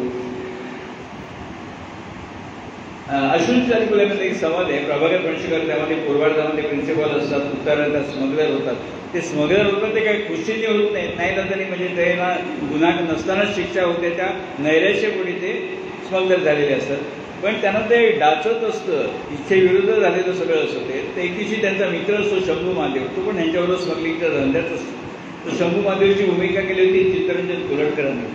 ते बोलत असताना चित्तरंजन कुलटकर शंभू महादेव या पणशीकरांना विद्यार्थ्यांना सांगतो विद्या, कारण त्यांच्या चेहऱ्यावरची अस्वस्थतेला कळत असते हो मित्र म्हणून. म्हणतो विद्या वाटल्यास पायातलं थिएटर काढून द्या, वेड्या शंभूच्या थोबाडात खांड रे, पण कधी कधी तुझं खरं काय आणि खोटं काय तेच कळत नाही. त्यावर विद्यार्थी म्हणतात प्रभाकर पणशीकर, खरं काय आणि खोटं काय बघ राज रस्त्यावरून संत सज्जनांचे पाठ काढून झेंड निघाले. झेंड मारी तू सती सावित्री डोळे मुडीत बसले आहेत बघ. अरे बघ बघ बघ, थर पेंडारी हत्तीवरून साखर वाटत चालले साखर. आणि त्यांच्या या पवित्र कार्यात विघ्न आणणारे विद्यानंद चौकात चौकात फासावर लटकले.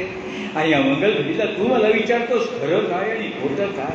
खरं एकच आहे रे शंभू, अजून पास सुटत नाहीत, नाळ तुटत नाही, माया मरत नाही. का का का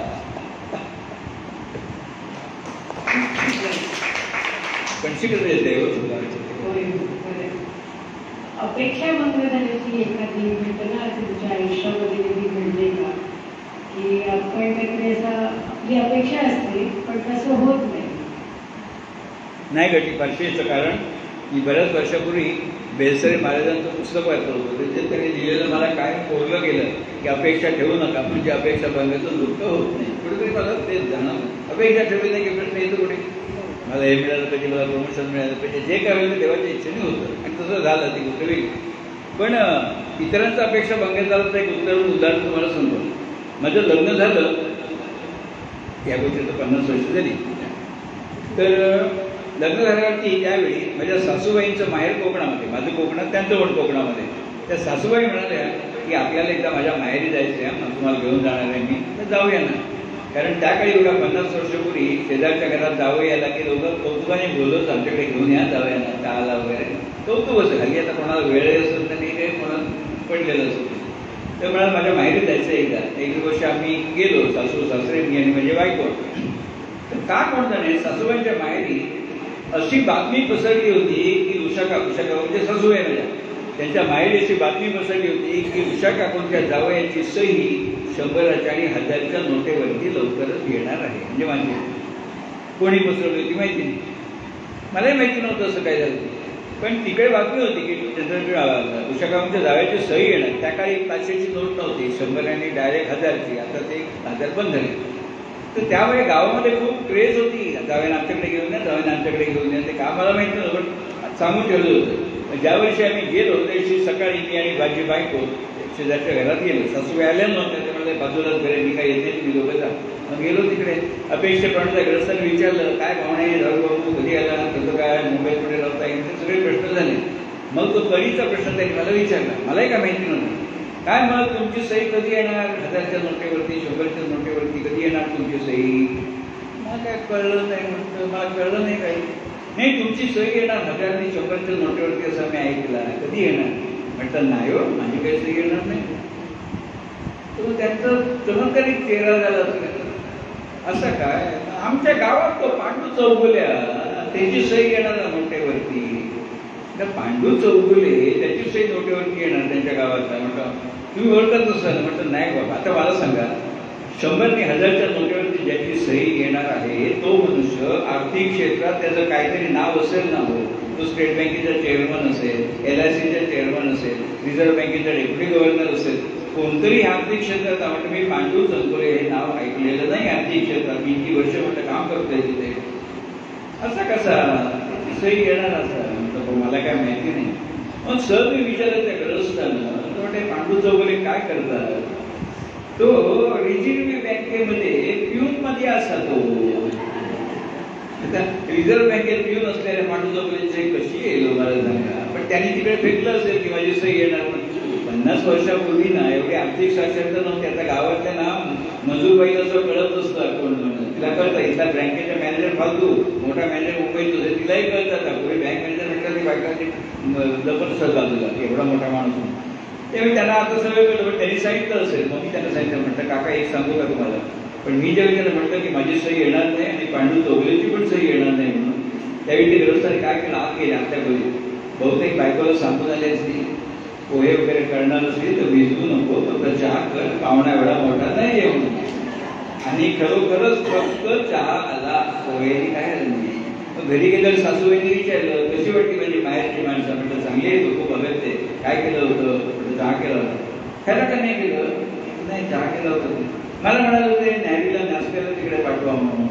आता त्यांनी का नाही नाश्त्याला केलं ते माझं मला बायकोला माहिती. तर त्यांचा अपेक्षा बघ झाला. मी त्यांना सांगितलं काका तुम्हाला एक सांगू का, या तुमच्या पांडू चौगुलेची सही कधी येणार नाही आणि माझी पण आयुष्यात कधी येणार नाही. त्यामुळे असं त्यांचा अपेक्षा बघ नक्कीच आहे. सेवानिवृत्तीनंतर तुम्ही स्वतःला ह्या सर्व कार्यक्रमामध्ये खूप गुंतवून ठेवलं हे कौतुकास्पद आहेच. आता शांत बसणं हा काही तुमचा स्वभाव नाही. वेगवेगळे तुम्हाला कार्यक्रम सुचत असतात आणि त्याप्रमाणे तुम्ही ते करत असता त्याची आखणी. तरी पण असं कधी वाटतं का आराम खुर्चीमध्ये तुम्ही शांत असे बसलेला आहात आणि डोळ्यासमोरून सगळे प्रसंग झगझग झगझग जातात आहे आणि तुम्ही त्यात रममाण झालेले आहात, असं कधी होतं का? माझं कशाला प्रत्येकाला होतं की आता आपण तसे निवृत्त झालो संसारातून वगैरे, पहिल्या अनेक मनात विचार आहेत. तसंच आपल्या जुन्या गोष्टी आठवतात, शाळेतल्या नातेवाईकांच्या सगळं आठवत असतं आपल्याला. फक्त काय होतं, आपण तेवढं तुम्हाला बायकांना वेळ असत नाही. मला भरपूर वेळ असतो पण माझा प्रपंच माझी बायको सांभाळते. हे सगळे उद्योग करायला मी मोकळा असतो. पण सगळ्यांना आठवत असतं आपण बसलेलं असतं जुन्या गोष्टी आणि आपण त्याला खरं रममाण होत असतो त्याच्यामध्ये. कारण जुनी वर्तमानपत्र वगैरे चालली ना किंवा जुने चित्रपट बघितले तरी कळतं आपल्याला. जसं त्यावेळी बघा विविध भारतीवरती जाहिरात असे, ओ.पी. लल्हन की करोड रुपये की फिल्म. त्यावेळी ओ.पी. लल्हन या निर्मात्यांनी तलाश नावाचा चित्रपट काढला होता जो सगळ्या मिळून 1 कोटी रुपयात झाला होता. त्यावेळी जाहिरात 1 करोड रुपये की फिल्म. 1 करोड म्हणजे केवढे? आणि एक सलमान खान 50 करोड नुसतं मानधन घेतो, बाकीचे खर्च वेगळे. 1 करोड रुपयात फिल्म झाली ती जाहिरात 1 करोड रुपये की फिल्म. आता हसायला येतं. जंजीर सिनेमामध्ये अमिताभ बच्चनला मारायला प्राण शेरखानकडे सुपारी घेऊन माणसं येतात. किती सांगतात? 50,000 रुपये. त्यावेळी प्राण म्हणतात एक इन्स्पेक्टरची जान की किंमत 50,000. 50,000 आणि करोडोमध्ये सुपाऱ्या घेतात. किंवा ते आपल्याला वाचलं ऐकलं ना तरी सर जुन्या गोष्टीमध्ये कळतं. जसं ते एक गाणं पण होतं बघा, 100 रुपये काही काही काय 100 रुपयाची साडी असं काही.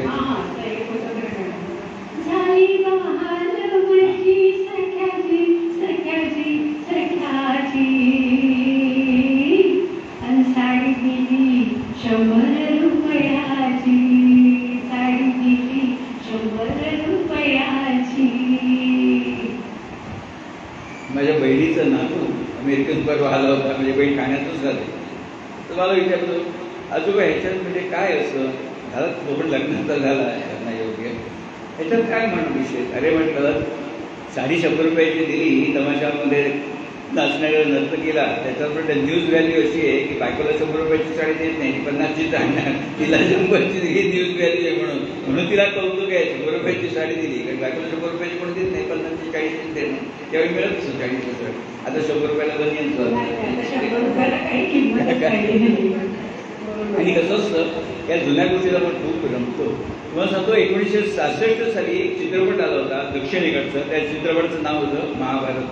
दक्षिणेचा चित्रपट. ते ट्रिक सीन भरलेले होते. नट्स होते, प्रदीप कुमार, अभि भट्टाचार्य, सगळे जानेमाने कलाकार होते. आणि आजही तो महाभारत चित्रपट बघा, मला अजून एन्जॉय होईल. आज एक यूट्यूबवरती आहे तो महाभारत. एवढा सुंदर सिनेमा होता ना. आता आम्ही 5 भावंड होता माझ्या वयाची. आम्ही 5, एक बहीण आणि 4 भाऊ. आणि आम्ही 5 भावंडांना मिळून 10 मुलं आणि सगळी बरोबरची होती. एकदा मी कोकणात गेलो होतो. ती 10 मुलं इतका दंगामस्ती करत होती, काय म्हटलं करायचं. म्हणजे लॅपटॉप काढला आणि महाभारत सिनेमा लावला. सगळी 10-10च्या मुलं लॅपटॉपवरती 2.5 तास तो सिनेमा एवढा गुंतवून बघत होती ना. खूप छान सिनेमा आहे महाभारत. त्या ट्रिक सीन्स आहे, ते मयसभा आहे, भीम आणि याची लढाई राक्षसाची, त्या मुलांना आवडतं ते सगळं.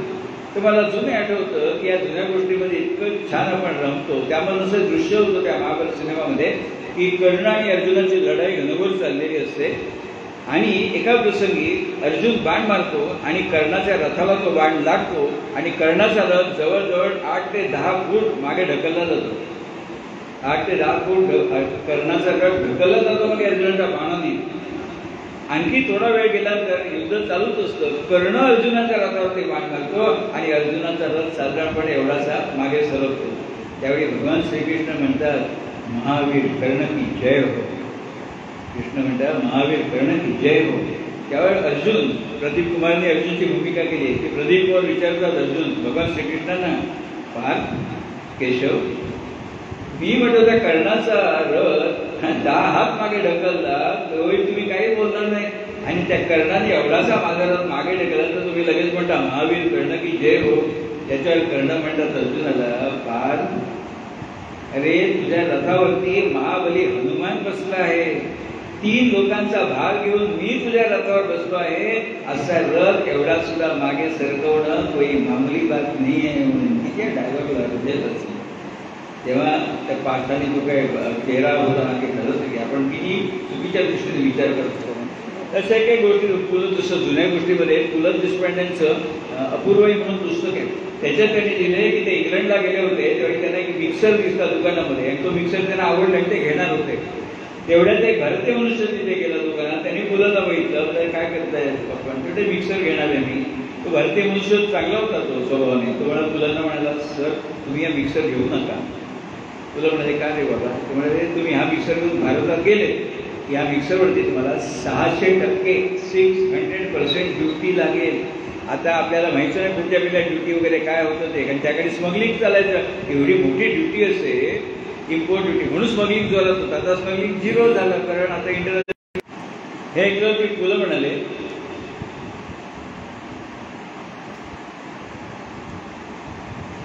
तुला दुकानदाराला म्हणाले की मला मिक्सर नको म्हणून.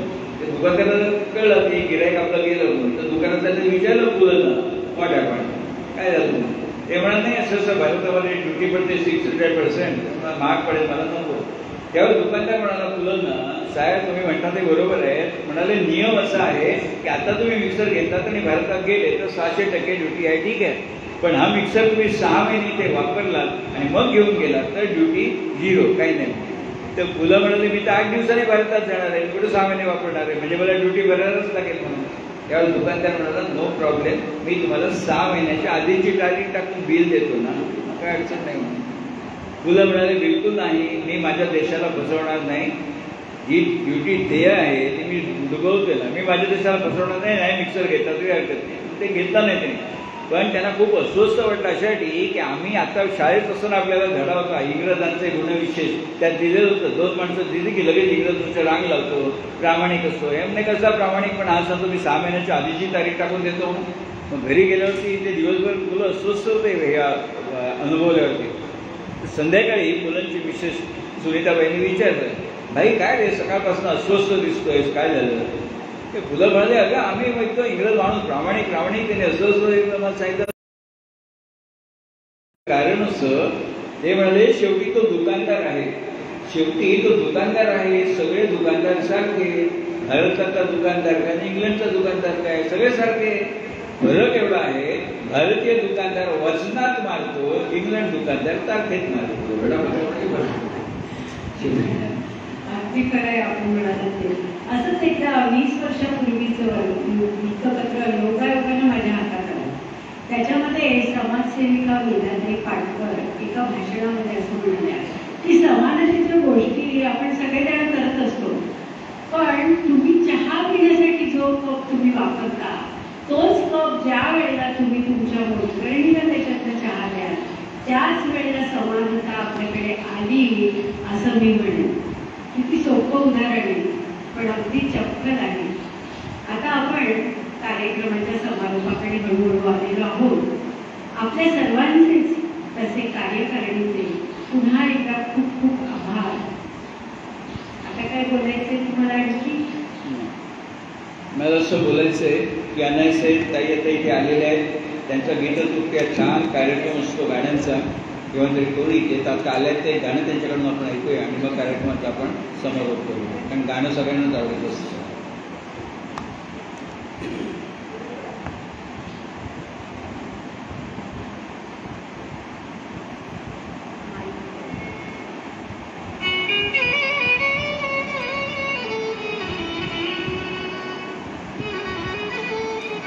हॅलो. दिवस